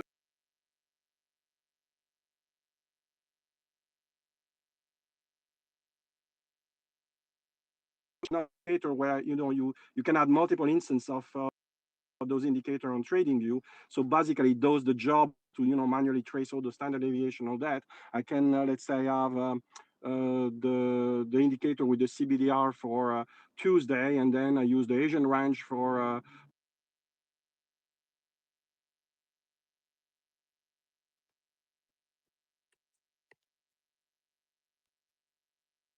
I'm a bit struggling how to really use that on indices, but I can see in insights that the precision on those standard deviation, it works. I'm just struggling with the concept, and that the concept was not developed very much over the years. That's it. I'm finished. By who? Go ahead, Michael. I honestly didn't hear much of anything that I could frame a response on. I'm sorry. Yeah, Rick Free, you were breaking up. I think his question has to do with the CBDR and those time-based ranges and how they are relative to the indices. And if you have further insight on the specifications that you provided within the Forex with the range greater than 40 pips or less than 40 pips, greater than 20 pips, criterion, core content month 8. Not, I couldn't begin to have the whole, I couldn't give a fair response in the little bit of time we have here, but I tell you what, That's fair. when I come back in February, I'll start off with things like that. Is that fair? I like. Yeah, that's great. I think that's great. I think that's free. That's great. And it's 2:30. We hit our time. And I just want to say from the community, Michael, thank you for being here. And I want to definitely be respectful to your time and just eternally offer gratitude from myself and all the other speakers and all the other folks who didn't get an opportunity to speak. Thank you for being here. Thank you for utilizing this platform to communicate with the community. So at 2:30, unless there's anything else, I think we're going to leave it here. Awesome. Have fun. Take care. Be safe. Thank you.